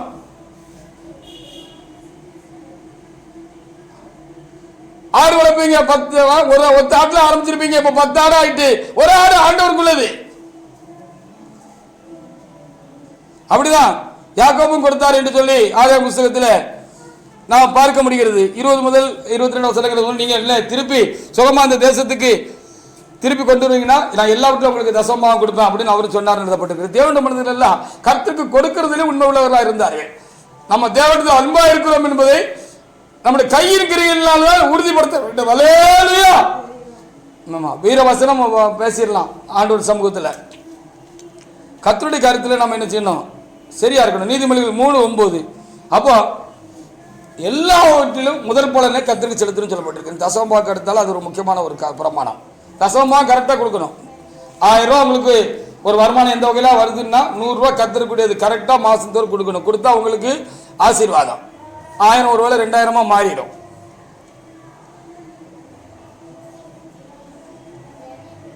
நீதிமொழிகள் 3:9. உன் பொருளாலும் எல்லா விளைவின் முதற் பலனாலும் நீ கர்த்தரை என்ன செய்ய கணம் பண்ணு அப்படின்னு சொல்லி அங்கே தெளிவாக என்ன செய்யப்பட்டிருக்கிறது, எழுதப்பட்டிருக்கிறது. முதற் பலன் தசமபாகத்துக்கு அடுத்தால முதற் பலன் காணிக்கை அப்படின்னு சொல்லி சொல்லப்பட்டிருக்கிறது.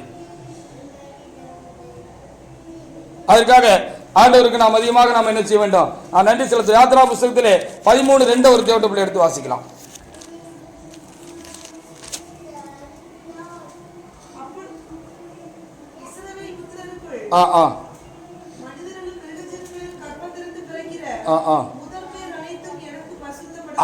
தசமபாக காணிக்க மாதிரி முதற் பலன் என்ன செய்யணும்?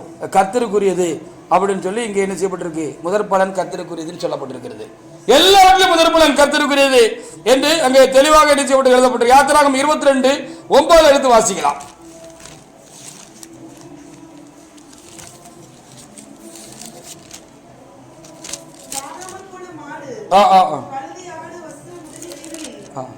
அது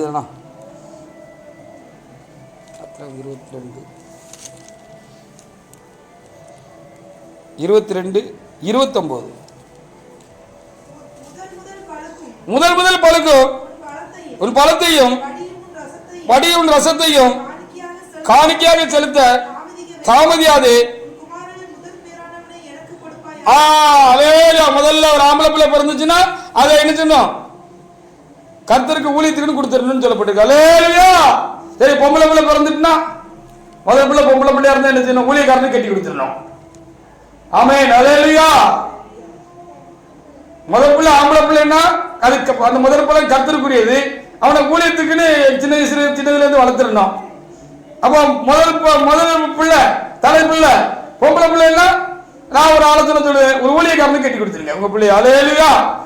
அநேகமாக என்னுடைய பிள்ளைகள் எல்லாரும், பெண் பிள்ளைகள் எல்லாரும் 2 பேரும் ஊழியக்காரர்களாக தான் இருக்கிறாங்க. 3வது ஊழியத்துக்கு அழைப்புள்ள மனிதன் என்று நான் கேள்விப்பட்டு அறிந்தேன். காலத்தில் அவர் ஊழியத்துக்கு வருவார். பையனு கொஞ்சம் பேக் அடிச்சு கிடக்கான், தன்னால ஆண்டவர் கொண்டு வந்து விடுவாரு. அவர் ஊழியத்துக்காகவே ஏற்படுத்தப்பட்டவன். அப்படி நடக்கும் என்று சொல்லி நான் விசுவாசிக்கிறேன். கர்த்தர் என்னுடைய எல்லா பிள்ளைகளையும் நான் ஊழியத்துக்காக கர்த்தருக்கு கொடுக்கறது தான் எனக்கு ரொம்ப சந்தோஷம். அப்ப முதல்ல பழத்தை எடுத்து ஆண்டவருக்கு கொடுக்கணும். ஒரு பலாமரம் இருக்கு, அது நீங்க தண்ணி ஊற்றி வளர்க்குறீங்க, நீங்க தான் வளர்க்குறீங்க, அக்கறையா வளர்க்குறீங்க. அது வளர்ந்து முதல்ல ஒரு பழம் விளைஞ்சு பழுத்து தொங்குது. நான் பிரயாசப்பட்டு வளர்த்தேன், அது எனக்கு தானே அப்படின்னு மனசு சொல்லும்.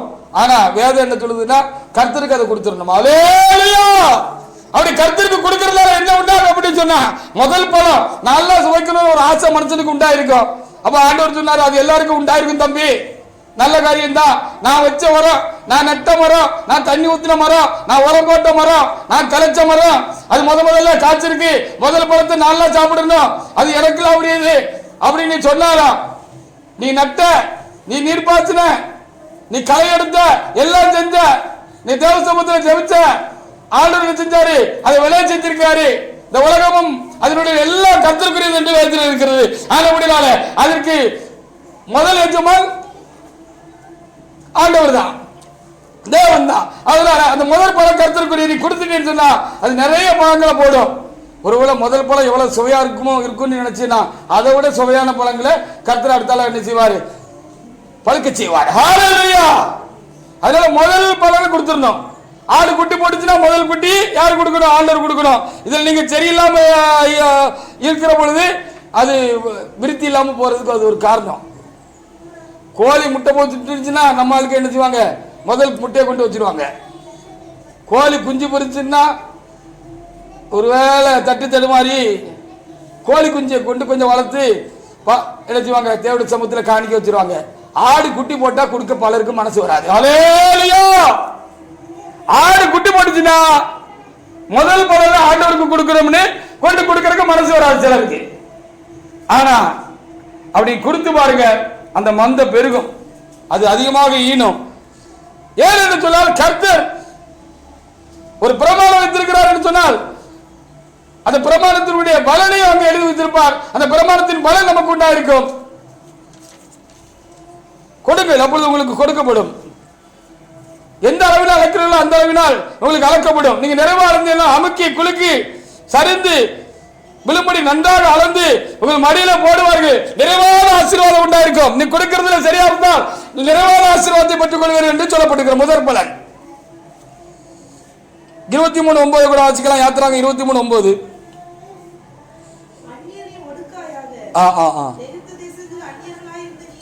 ஆ 29:19 தானா?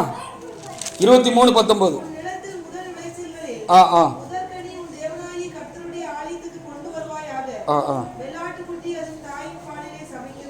எல்லாத்திலையும் நீ முதற் பலனை ஆண்டவருக்கு கொண்டு செலுத்து. இன்னும் நிறைய காணிக்கைகள் பலிகளை செலுத்தினார்கள் என்று சொல்லி வேதத்தில் எழுதப்பட்டது. லேவியராகமம் 22:29 சோத்திர பலி செலுத்தினார்கள். சோத்திர காணிக்கை செலுத்தலாம். நமக்கு ஆண்டவர் ஒரு நல்ல காரியத்தை நமக்கு நடப்பித்திருக்கிறார். நல்ல ஆசீர்வாதமான ஒரு காரியம் உண்டாயிருக்கிறது. கர்த்தருக்கு அவருடைய சமூகத்தில் போய் இந்த நல்ல காரியத்தை எனக்கு செய்திருக்க ஆண்டவர் என்று நாம் சோத்திரம் செலுத்துகிறோம், நன்றி செலுத்துகிறோம். நன்றி காணிக்கை சேர்த்து செலுத்துகிறது ஒரு மேலான அனுபவம். அதுக்கு ஒரு சின்ன காணிக்கை செலுத்தலாம். ஒரு கார் ஆண்டவர் வாங்கி கொடுத்தாரு, இல்ல ஒரு பைக் வாங்கி கொடுத்தாரு. அந்த பைக் வாங்கணும், கார் வாங்கணும், வீடு வாங்கணும், ஒரு நிலம் வாங்கணும். இப்படி ஆசீர்வாதமான காரியம் ஏதாவது நமக்கு கர்த்தர் செய்தாரு. அப்போ ஆண்டவருக்கு நன்றி செலுத்துறத விட சோத்திர காணிக்கையும் கொண்டு வைக்கணும். அது நல்லது, அது நல்ல அனுபவம். அப்படி கொண்டு நீங்க வைக்கலாம். அதனால ஆசீர்வாதம் எனக்கு கொண்டு கொடுக்கணும்னு நான் சொல்லல, ஆண்டவருக்கு காணிக்கை படைங்கிறது தான் சொல்லுகிறேன். நானும் ஆண்டவருக்கு சரியாக எல்லா காரியத்திலும் காணிக்கை செலுத்துகிறேன். அல்லேலூயா. வாசிங்க லேவியராகமம் 22:29. அப்ப சோத்திரம் செலுத்துகிறோட சோத்திர காணிக்கை வைக்கணும்.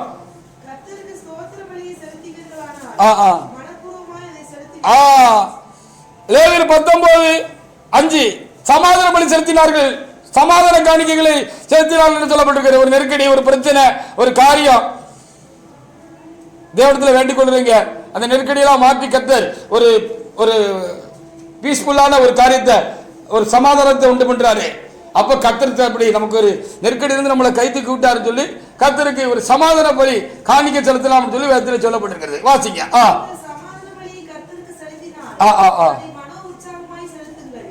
என்ன 29:39 உற்சாக பலி செலுத்தினார்கள் என்று எழுதப்பட்டிருக்கிறது.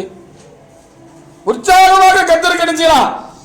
தாவீது மாதிரி நினைச்ச நேரம் கர்த்தருக்கு காணிக்கை கொடுக்கலாம், எடுத்து கொடுக்கலாம். நம்முடைய இருந்து எடுத்து கொடுக்கலாம், நம்முடைய பங்கிலிருந்து எடுத்து கொடுக்கலாம். 90% இருந்து எப்போ வேணாலும் கர்த்தருக்கு உற்சாகமாக எடுத்து கொடுக்கலாம். ஆலயம் கட்டுகிறதுக்கு நாம் அதிகமாக கொடுக்கலாம். பண்டிகை காலங்களில் நாம் தேவாலயத்திற்கு உற்சாகமாக காணிக்கை செலுத்தலாம். இதெல்லாம் உற்சாக பலி என்று சொல்லப்பட்டிருக்கிறது. எப்படி வேண்டுகிற பொழுதெல்லாம் தேவ சன்னிதானத்தில் தேவைகள் உண்டாகிற பொழுதெல்லாம் நாம் தேவனுக்கு எடுத்துக் கொடுக்கலாம். ஹல்லேலூயா. நாங்கள் எங்கள் ஊழியம் சின்ன ஊழியம் குறைந்த காணிக்கைகளா இருந்தது. அதிலும் நாங்கள் கொஞ்சம் காணிக்கைகளை ஒவ்வொரு மிச்சம் வைக்கிறது உண்டு. இந்த வீட்டு ஊழியக்காரர்களுக்கு மிஷன் வீடு போட்ட பொழுது அவர்கள் திராணிக்கத்தக்கதாக இங்கே வந்து கொண்டிருந்தான மக்கள் காணிக்கப்படுத்தார்கள். சிலர் பிளாட்கள் வாங்கி கொடுத்தாங்க, சிலர் கரண்ட் இருக்கிறதுக்கு 10,000 கொடுத்தாங்க. இங்கே ஒரு காரியமாக வந்ததான வேறு கிளையை சேர்ந்தான ஒரு சகோதரங்க வந்துட்டு பார்த்துட்டு போகும்போது அந்த வீட்டுக்கு அப்போ மண் தர தான் போட்டிருந்தோம். அதை பார்த்துட்டு ஊழியக்கார வீடு இப்படி இருக்கேன்னு சொல்லி ஆண்டவர் அவருடைய உள்ளத்தில் ஒரு உற்சாகத்தை கொடுத்ததுனால அவர் அந்த தர போடுறதுக்கு ரூபா கொடுத்துட்டு போனார். அப்படி எல்லாரும் அவங்கவுங்க பங்கு செய்த பொழுது நாங்களும் சும்மா இருக்கல, நாங்களும் உற்சாகமாக எங்கள் கையில் அந்த நேரத்தில் இருந்த ஒரு குறிப்பிட்ட தொகையை என்ன செய்தோம், அந்த வீடு கட்டுறதுக்குன்னு நாங்களும் போட்டோம். ஹல்லேலூயா. தசமாக காரியங்கள் எல்லாம் செலுத்தின போதிலும் நம்ம வந்து அதில் ஒன்று இருக்கட்டும் சொல்லி நாங்கள் ஒரு குறிப்பிட்ட தொகையை என்ன செய்தோம், அந்த காலத்தில் அதை அந்த மிஷன் வீடு கட்டுறதுக்காக நாங்களும் எங்களுடைய பங்கு அதிலே போட்டோம். ஹல்லேலூயா. இப்படி உற்சாக காணிக்கைகள் செலுத்தலாம் என்று சொல்லி வேதத்தில் எழுதப்பட்டிருக்கிறது. என்ன 29:39 வாசிச்சா? ஆமா.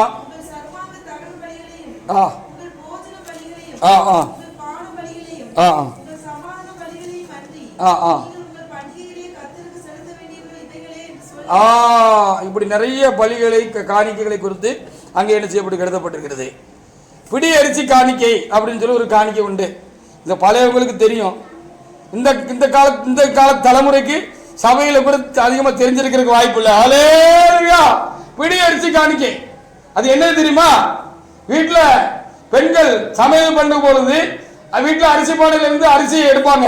அப்படி எடுத்து சமைக்கிற பொழுது ஒவ்வொரு நாளும் அந்த முதல்ல அந்த கையை விட்டு அந்த கையில எவ்வளவு வருமோ அவ்வளவு அரிசி எடுத்து ஒரு தனியா ஒரு பைய ஒரு பாத்திரத்தை வச்சு அதுல முதல்ல அந்த பிடி அரிசி அதில் போட்டுட்டு அடுத்தால சமையலுக்கு தேவையானது அளந்தெடுத்து கஞ்சி காய்ச்சுவாங்க.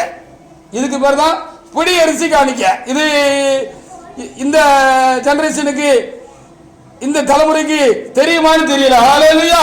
நாங்க இங்க வந்த பொழுது ஒரு சகோதரி ஆரம்ப நாட்கள் அப்படி கொண்டு வந்து பிடியரிசி காணிக்க வைத்ததாக எனக்கு நினைவு உண்டு. இதுக்கு எங்கப்பா வேதத்துல ஆதாரம் இருக்கு? வேதம் என்னப்பா சொல்லுது இதை பத்தி? எசேக்கியேல் 44:30 வாசி பாருங்க. இப்படி கொடுக்கிறதுனால கண்டிப்பாக ஆசீர்வாதம் தான். நாங்களும் நீங்களால் முடிந்த மட்டும் மனப்பூர்வமாக கர்த்தருக்கு இந்நாள் வரைக்கும் நாங்கள் காணிக்கை செலுத்துகிறோம். கர்த்தருடைய காணிக்கையில ரொம்ப கவனமாக தெளிவாக இருக்கிறோம். வாசிக்கலாம். ஆமா.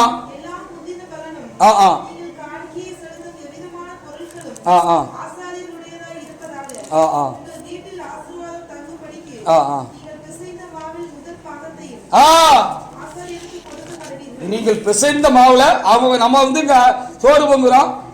இஸ்ரேல் தேசத்துல அவங்க ரொட்டி சுட்டு சாப்பிட்டாங்க. பிசைந்த மாவை பிசைஞ்சு ரொட்டி சுட்டு சாப்பிட்டாங்க. இப்ப முதல் ரொட்டி சுடுறதுக்கு முன்னால, அப்பம் சுடுறதுக்கு முன்னால ஒரு அப்பத்துக்கு ஏதுவான காரியத்தை எடுத்து தப்பி வச்சுட்டு அதுக்கப்புறம் சுடணும். இது ஆசாரியனுக்கு கொடுக்கணும்னு சொல்லி வச்சிருக்கிறாங்க. ஹல்லேலூயா. அப்போ ஒவ்வொரு வீட்லயும் இப்படி மாவை எடுத்து ஒவ்வொரு அப்பமா முதல் அப்பத்தை சுட்டு ஆசிரியர்களுக்கு அனுப்பியிருந்தாங்கன்னா அவங்களும் சாப்பிட்டு திருப்தி அடைந்திருப்பார்கள். ஹல்லேலூயா. இருக்கா? என்ன 15 எழுதப்பட்டிருக்கிறது. 20-21 வாசி பாருங்க.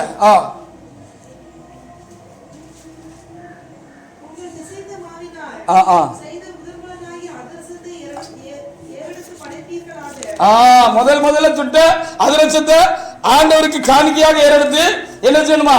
படைக்கணும்னு சொல்லி அங்க ரொம்ப தெளிவாக என்ன செய்யப்பட்டிருக்கிறது. 15 என்னமா 15 20 21 எழுதப்பட்டிருக்கிறது. வாசிங்க. ஆமா.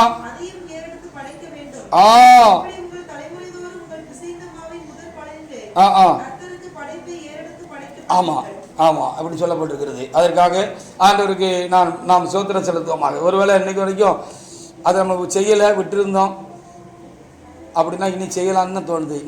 நாங்கள் ஊழியக்காரங்க கூட அப்படி எடுத்து வச்சு அதையும் ஏதாவது ஒரு நல்ல காரியத்துக்கு பயன்படுத்தலாம் என்று எண்ணுகிறேன். அந்த காரியத்தில் ஏன் குறைவா இருப்பானே போதிக்கிறேன் நாம். அப்போ அப்படி பிடியரிசி காணிக்கைன்னு ஒன்று இருந்திருக்கு, பொருத்தனை காணிக்கைன்னு ஒன்று இருந்து பொருத்தனை பண்ணி கர்த்தருக்கு செலுத்தலாம் அப்படின்னு சொல்லி நிறைய வசனங்கள் இருக்குது. சங்கீதம் 50, 14, 15, சங்கீதம் 61:5 இன்னொரு எடுத்து வாசிங்க பார்ப்போம். அடுத்த மாசம் வாசிங்க பார்ப்போம். சங்கீதம் 61:5 ரெடியா எடுத்து வைங்க. ஆமா. உன்னதமான பொருத்தங்களை செலுத்தி ஆபத்தில் காலத்தை கூப்பிடு. ஆமா. ஒரு நெருக்கடியான காலம், ஒரு ஆத்திர அவசரம், ஏதாவது ஒரு பிரச்சனை, ஒரு எதிர்பார்ப்பு, ஒரு பணம் நமக்கு வர வேண்டி இருக்கு, இல்லைன்னா ஒரு காரியம் வந்தா நமக்கு நல்லது ஆசீர்வாதம் அது தட்டி போய்கிட்டே இருக்கு, காலத்தை அமைச்சுக்கிட்டே இருக்கு. ஒரு பொருத்தனை பண்ணி செய்வீங்க அப்படின்னு சொல்லி அங்கே எழுதப்பட்டிருக்கு. சங்கீதம் 61:5 எடுத்துட்டீங்களா?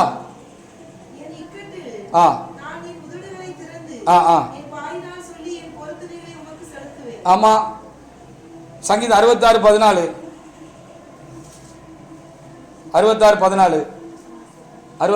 வாசிச்சா? சங்கீதம் 61:5 வாசிக்கல அவங்க.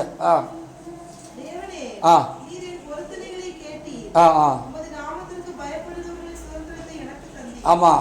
நமக்கு வர வேண்டிய ஆசீர்வாதங்கள்லாம் தாமதமாக தடையா இருக்குன்னா ஒரு பொருத்தனை பண்ணலாம். ஹல்லேலூயா.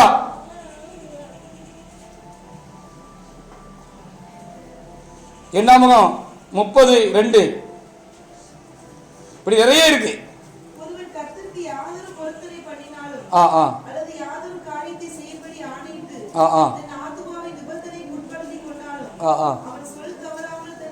ஆனா என்ன செய்யணும்? பொருத்தனை பண்றது பெரிய காரியம் இல்ல, பண்ணுனா சரியா செலுத்தணும், இல்லைன்னா பொருத்தனை பண்ணாம இருக்கு நல்லதுன்னு வேதம் சொல்லுகிறது.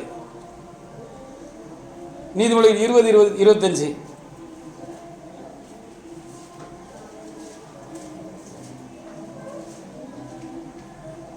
நீதிமொழி 20:25. ஆமா. இதெல்லாம் கர்த்தருக்கு பரிசுத்தமானது. நேர்ந்து கொண்டால் அதை நீ சரியாக செலுத்து. ஆமா. அது ரொம்ப நல்லதில்லை அப்படின்னு அங்கே தெளிவாக என்ன செய்யப்பட்டிருக்கிறது, எழுதப்பட்டிருக்கிறது. என்னாமகம் 18 20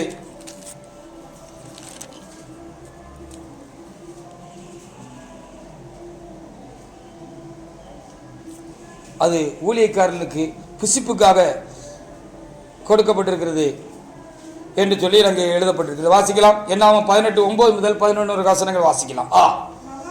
முழு நேர ஊழியக்காரர்களுக்கு முழுவதும் கர்த்தருக்காக ஊழியம் செய்கிறவங்க, வேற எந்த வருமானமும் இல்லாதவங்களுக்கு அது கொடுக்கப்பட்டிருக்கிறது. ஆமா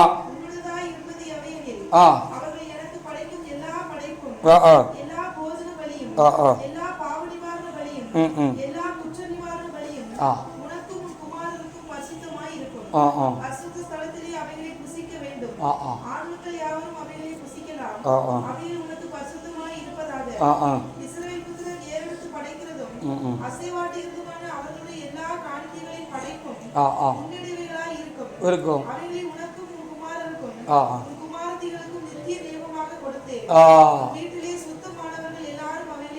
அப்போ அவர்கள் போஷிப்புக்காக, ஆதாரத்துக்காக முழு நேர ஊழியக்காரர்களுக்கு அது கொடுக்கப்படுகிறது என்று இங்கே தெளிவாக என்ன செய்யப்பட்டிருக்கிறது, எழுதப்பட்டிருக்கிறது. அவர்களுக்காக ஆண்டவருக்கு நாம் ஸ்தோத்திரம் செலுத்துவோமாக.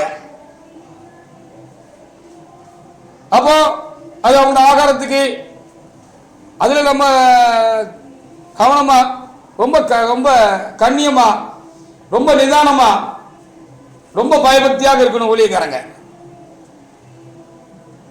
எதுக்கு கொடுக்கப்பட்டிருக்கிறது? அவருடைய ஆகாரத்துக்கு என்று கொடுக்கப்பட்டிருக்கிறது. பிள்ளைகளின் படிப்புக்கு அதிலிருந்து எடுத்து செலவழிக்கிறார். திருமணங்கள் காரியங்கள் வருகிற பொழுது அதற்கு அதை எடுத்து பிரயோஜனப்படுத்தலாம்.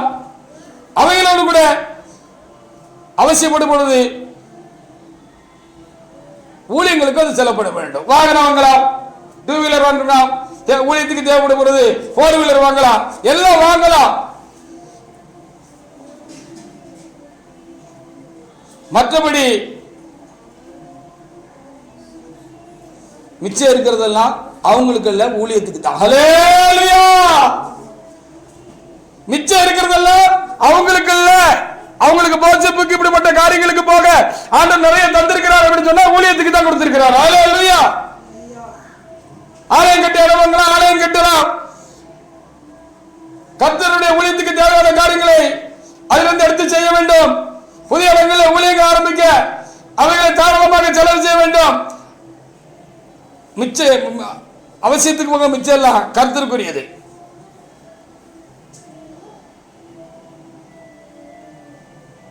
தங்களுடைய பேருக்கு ஊழியக்காரங்க காணிக்கு காசுல வீடு வாங்க, சொத்து வாங்க கூடவே கூடாது. ஹல்லேலூயா! என்ன ஆகும்? 18:20.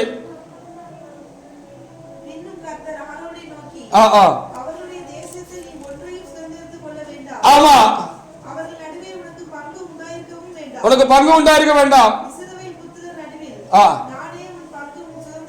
மற்றவங்க எல்லாம் விசுவாசிகள் சொத்து வச்சிருக்காங்க, சொத்து வாங்குறாங்க அவங்க வருமானத்துல, அது வாங்கட்டும். உனக்கு சொத்து நான் தான், உனக்கு சுதந்திரம் நான் தான், உங்க பிள்ளைகளுக்கு நான் தான் சுதந்திரம், நான் தான் பங்கு.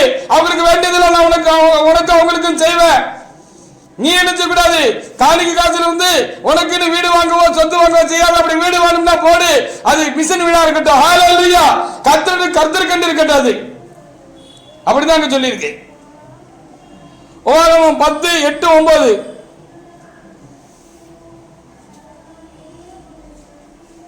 உபாகமம் 10:8-9. ஊழியக்காரங்கள் ரொம்ப ஜாக்கிரதையா இருக்கணும். பாகம் 10:8. உங்களுக்கு அத்தியாவசியமான செலவு போக மற்றதெல்லாம் கர்த்தருக்காக காரியங்களுக்காக கொடுக்கப்பட்டிருக்கிறது. ஆமா, இந்நாள் வரைக்கும் நடந்து வருகிறது போல. ஆமா, ஆசீர்வதிப்பதற்கும் லேவியின் கோத்திரத்தை பிரித்தெடுத்தார்.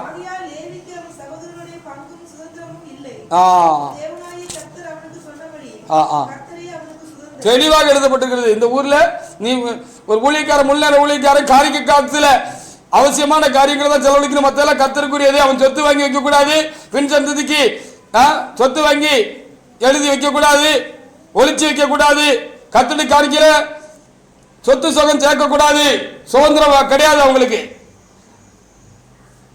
எல்லாம் தெளிவா அறிஞ்சுக்கிட்டு ஊழியத்துக்கு வா. ஊழியத்துக்கு வந்த பிறகு முள்ளால ஊழியக்காரலாம் இருந்தான்னா அதுக்கப்புறம் கையில் காசு நிறைய புழங்க ஆரம்பித்த உடனே பொருளாச்சை வந்து விழுந்து போகாத, காணிக்கைய பதுக்காத, திருடாத, வஞ்சிக்காத, கர்த்தருக்கு சித்தமில்லாத காரியங்கள் செய்து சாபத்துக்கு உட்படாத. 18:1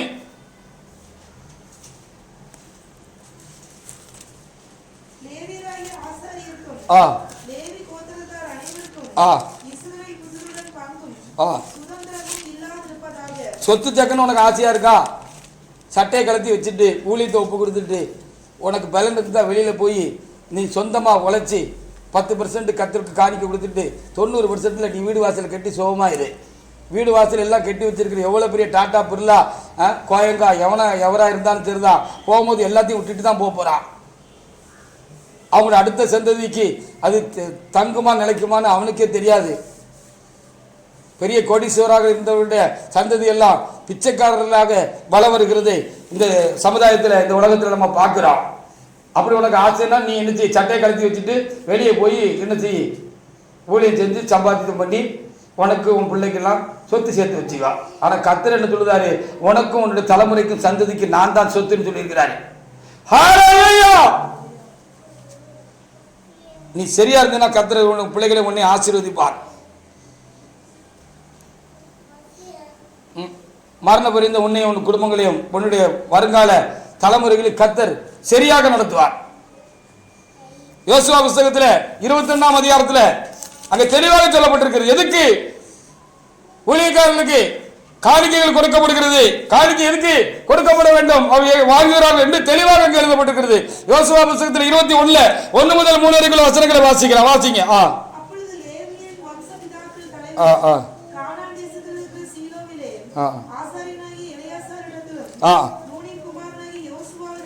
ஆமா ஆமா லேவியின் புத்திரர்கள் வந்தாங்க அப்படின்னு சொல்லப்பட்டு ஆசாரணையாக எலாசாரத்தில் நூனி குமார யோசுவாரத்தில் வந்தாங்க. வந்து என்ன சொன்னாங்கன்னு பாருங்க. நாங்கள் குடியிருக்கும் பட்டணங்களையும்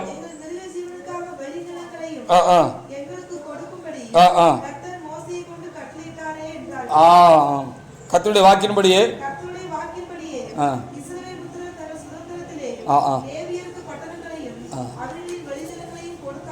ஆமா.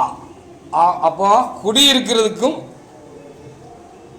மிருகங்கள்லாம் காப்பாற்றப்படுவதற்கும் அவங்களுக்கு தான் அந்த குடியிருக்கிறதுக்கு தான் அவங்களுக்கு பட்டணங்கள் எல்லாம் கொடுத்தாங்க, வீடு வாசல்லாம். அதை 10ல் ஒரு பங்கு எடுத்து ஒவ்வொரு கோத்திரத்துக்காரங்களும் அந்தந்த இடங்களில் லேவியர்களுக்கு ஆசிரியர்களுக்கு அந்த காரியங்கள்லாம் கொடுத்தாங்க. அது அவங்களுக்கு சொந்தம் கிடையாது. அவங்க பிள்ளைகளுக்கு அவங்க எழுதி வச்சுட்டு போக முடியாது, பிள்ளைகளுக்கு அது கிடையாது. அவருடைய பிள்ளைகள் ஊழியக்காரர்களாக இருந்தார்களோ அதை இருந்து கொள்ளலாம், பிள்ளைகளுக்கு அது கொடுக்க முடியாது. அது சொத்தை எழுதி வச்சுட்டு போக முடியாது. தெளிவாக வேதத்தில் எழுதப்பட்டிருக்கிறது.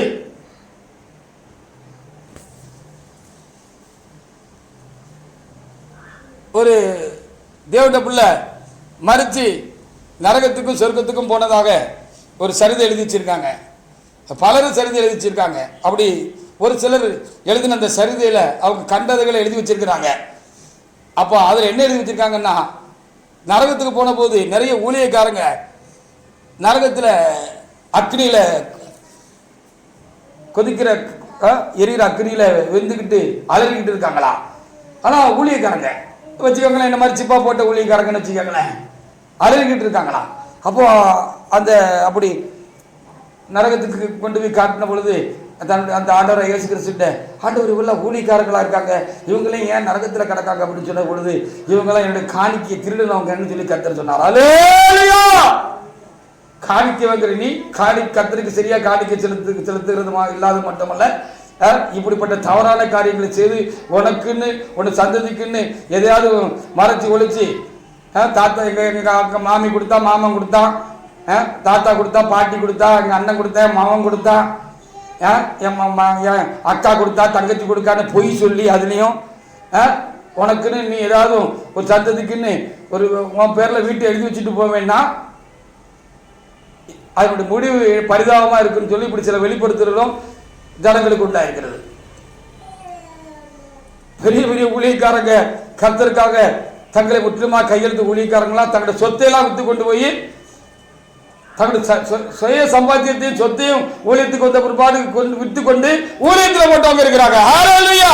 நீ ஊழியத்தில் வந்துட்டு காணிக்கை வஞ்சித்து வீடு கட்டி அந்த வீட்டில் நீ சுகமா இருந்து விடுவாயா? ஒரு பிள்ளைகள் சுகமா இருந்து விடுமா? கர்த்தர் ஆசீர்வதிப்பாரா என்று ஒரு கேள்விக்குறி. இதெல்லாம் காணிக்கை திட்டங்கன்னு ஆண்டவர் சொன்னார்னு ஒரு ஆள் மாத்திரம் இல்ல, இன்னொரு ஆளும் அப்படி கண்டதாக ஒரு வெளிப்படுத்தல் அவருக்கு கொடுக்கப்பட்டிருந்தா கண்டேன். அது ரொம்ப கவனமாக ஊழியக்காரர்கள் இருக்க வேண்டாம். விசுவாசிகளை விட ஊழியக்காரத்துல கர்த்தர் கணக்கு அதிகமா காப்பார், அதிகமா கொடுக்கறதுல அதிகமா கணக்கு காப்பார். நாங்க தான் ரொம்ப கவனமாக இருக்க வேண்டாம். அல்லேலூயா. இப்போ ஏறக்குறைய என்னோட பிள்ளைகள் எல்லாருக்கும் சேவிட்டு கடமையெல்லாம் செஞ்சாச்சு.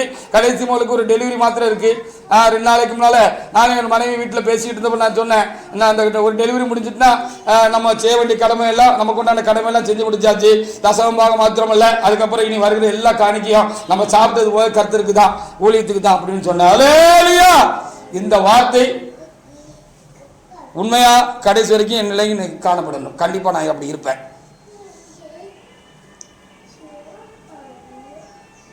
எவ்வளோ செல்வம் இருந்தாலும் ஒரு மனுஷனுக்கு அது ஜீவன் இல்லைன்னு சொல்லி நான் அறிந்திருக்கிறேன். இயேசு தான் எனக்கு வேணும். நான் இப்படி சொன்னேன். அந்த கடமை முடிஞ்சிட்டுன்னா தசமபாகம் மாத்திரமல்ல, வருகிற எல்லா காணிக்கையும் நம்முடைய ஆகாரத்துக்கும் நம்முடைய சரீரத்துக்கு உண்டான செலவுக்கும் போக எல்லா கர்த்தருக்குரியதுதான் அப்படின்னு சொன்னேன். அல்லேலூயா. இப்படி நாம் சரியாக இருந்தால் கர்த்தர் நம்மை ஆசீர்வதிப்பார். அதற்காக ஆண்டவருக்கு நாம் நன்றி செலுத்துவோமாக. கர்த்தருடைய காரியத்தில் நம்ம உண்மையா இருந்தா மற்றவர்களுக்கும் நம்ம தாராளமாக கொடுப்போம். அதான் நான் முதல்ல ஆரம்பத்தில் சொன்னேன். மற்ற காரியத்தில் நம்ம தாராளமாக கையை திறப்போம். நீதிமொழிகள் 19:7. நீதிமொழிகள் 19:17 ஏழைக்கு இறங்கிறவன். ஆமா. 15:8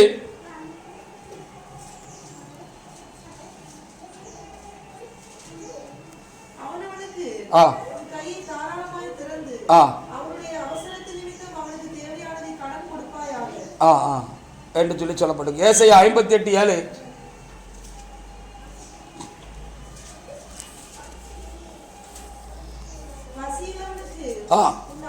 உன் ஆகாரத்தையும் ஆமா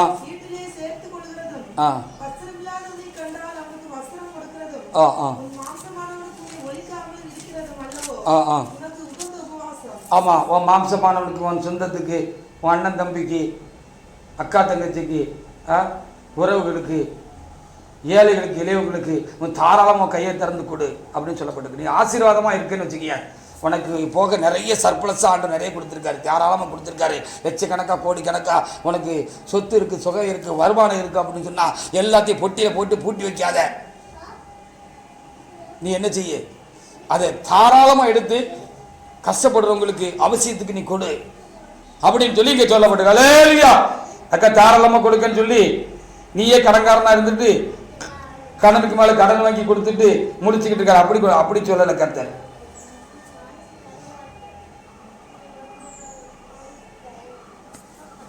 அப்படி கொடு அப்படின்னு சொல்லி சொல்லப்பட்டிருக்கிறது. அப்ப ஆண்டு முதல் இடத்துல ராயனுக்கும் தேவனுக்கும் செலுத்துங்கள் ஒரு வசனத்தை படிச்சோம்லவா? ரோமர் 13:7-8 வாசிங்க.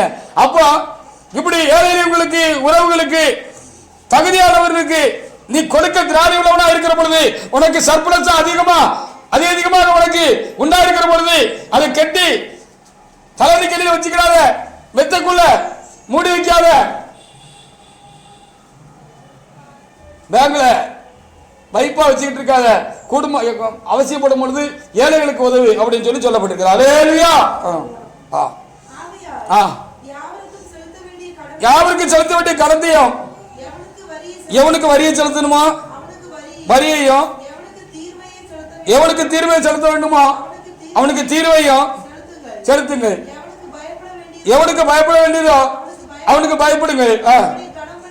எவனை கணம் பண்ண வேண்டியது அவனை கணம் பண்ணுங்கள். ஒரு இடத்துல ஒரு அன்பு குறி கடனே இல்லாமல் மற்ற ஒன்றில் ஒருவனுக்கு கடன்படாதீர்கள் அப்படின்னு சொல்லி தெளிவாக எழுதப்படும். அல்லேலூயா. அன்பு கடனை வேற எந்த கடனும் இருக்க வேண்டாம். நமக்கு விசுவாசிக்கும் ஊழியக்காரனுக்கும் இருக்க வேண்டாம். தேவனை அறிந்தவர்களுக்கு இருக்க வேண்டாம் என்று சொல்லி இங்கே தெளிவாக செய்யப்படுகிறது. அப்போ இன்கம் டாக்ஸ் கட்டணுமா இன்கம் டாக்ஸ் கட்டு, சேல் டாக்ஸ் கட்டணுமா சேல் டாக்ஸ் கட்டு, அந்த பணத்தை சரியா கணக்கு காட்டாம கள்ள கணக்கு காட்டாத கிறிஸ்தவம் அப்படி இருக்கக்கூடாது அப்படின்னு சொல்லி தெளிவாக இங்கே எழுதப்பட்டிருக்கிறாரே இல்லையா? அநேக ஊழியக்காரர்கள் வருகிற வருமானத்தை சரியாக தங்களுக்கு மேல இருக்கிறவர்களுக்கு கணக்கு காட்டுறதில்லை, அரசாங்கத்துக்கு கணக்கு காட்டுறதில்லை. ஆனா வேதம் அப்படி சொல்லுகிறது. நான் அதான் ஆரம்பத்தில் சொன்னேன், நீ கர்த்தருடைய காரியத்தில் சரியா இருந்தா உலகத்துக்கு அடுத்த காரியத்தில் அரசாங்கத்துக்கு அடுத்த காரியத்தில் எல்லாத்திலையும் நீ சரியா இருப்ப. மற்றவர்களுக்கு ஈகை காரியத்திலும் கொடுக்கிற காரியத்திலும் நீ நிறைவுள்ள மனுஷனாக இருப்பாய்.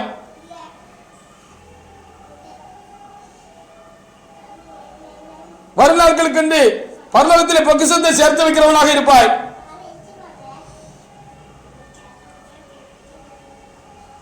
அதற்காக ஆண்டவருக்கு நாம் அதிகமாக என்ன செய்யணும்? ஸ்தோத்திரம் செலுத்த வேண்டாம். மத்தேயு 5:26 வாசித்து முடிக்கலாம்.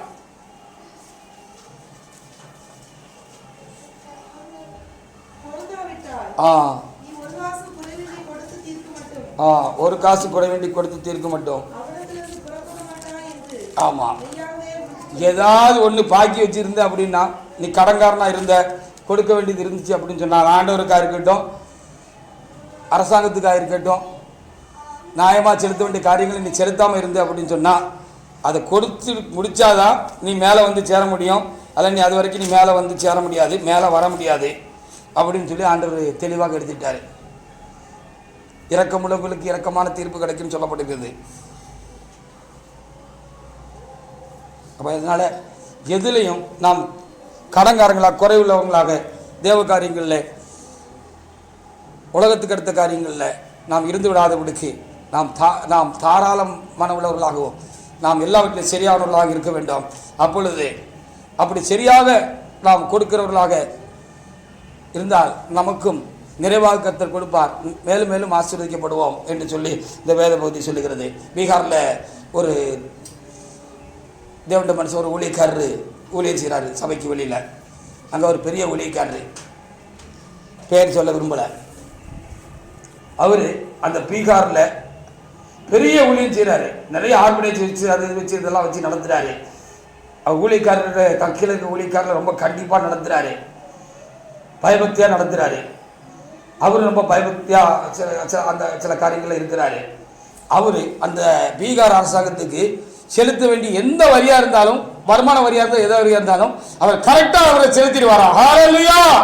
அப்படி அவர் செலுத்துகிறதுனால அவரு ஒரு அரசாங்க அலுவலகத்துக்கு போறான்னு சொன்னா, அந்த வடநாட்டில் தேவட ஊழியக்காரர்கள் எடுத்துள்ள கிறிஸ்தவர்கள் எடுத்துள்ள எதிர்ப்பு உள்ள அந்த வடநாட்டில் அவர் ஒரு அலுவலகத்துக்கு போற அரசாங்க அதிகாரிகளை சந்திக்க முடியாம போறான்னு சொன்னா, எழுந்து நின்று சார் வாங்க அப்படின்னு சொல்லி ரொம்ப மரியாதையா கை கூப்பி அவரை உட்கார வச்சு அவருக்கு என்ன வேணும்னு கேட்டு உடனே அவர் என்ன காரியமா வந்திருக்காரோ அதை உடனே செஞ்சு வாங்கலாம். அலுவலர்களை கூப்பிட்டு அதிகாரிகளை கூப்பிட்டு சாருக்கு இந்த காரியத்தை செஞ்சு கொடுங்கன்னு சொல்லிடுவாங்க. ஹல்லேலூயா! அதுக்கு காரணம் என்ன தெரியுமா? அவர் அரசாங்கத்துக்கு செலுத்த வேண்டிய காணிக்கைகள் செலுத்த வேண்டிய அந்த வரி காரியங்கள்ல ரொம்ப சுத்தமா இருக்காரு. அப்ப அவர் கர்த்தருடைய கருத்துல கண்டிப்பா சுத்தமா தான் இருப்பார். கர்த்தருடைய கருத்து சுத்தமா இருந்தாலும் இதுல சுத்தமா இருப்பாங்க. அப்படி நான் ஒரு காரியத்தை நான் வாசித்தோ அல்லது கேட்டோ அறிந்தோ இருக்கிறேன். அதற்காக ஆண்டவருக்கு நான் ஸ்தோத்திரம் செலுத்தினேன். தேவனுடைய பிள்ளைகளே, லூக்கா 6:38 சொல்லப்பட்ட போல கொடுங்கள், அப்பொழுது உங்களுக்கு கொடுக்கப்படும்.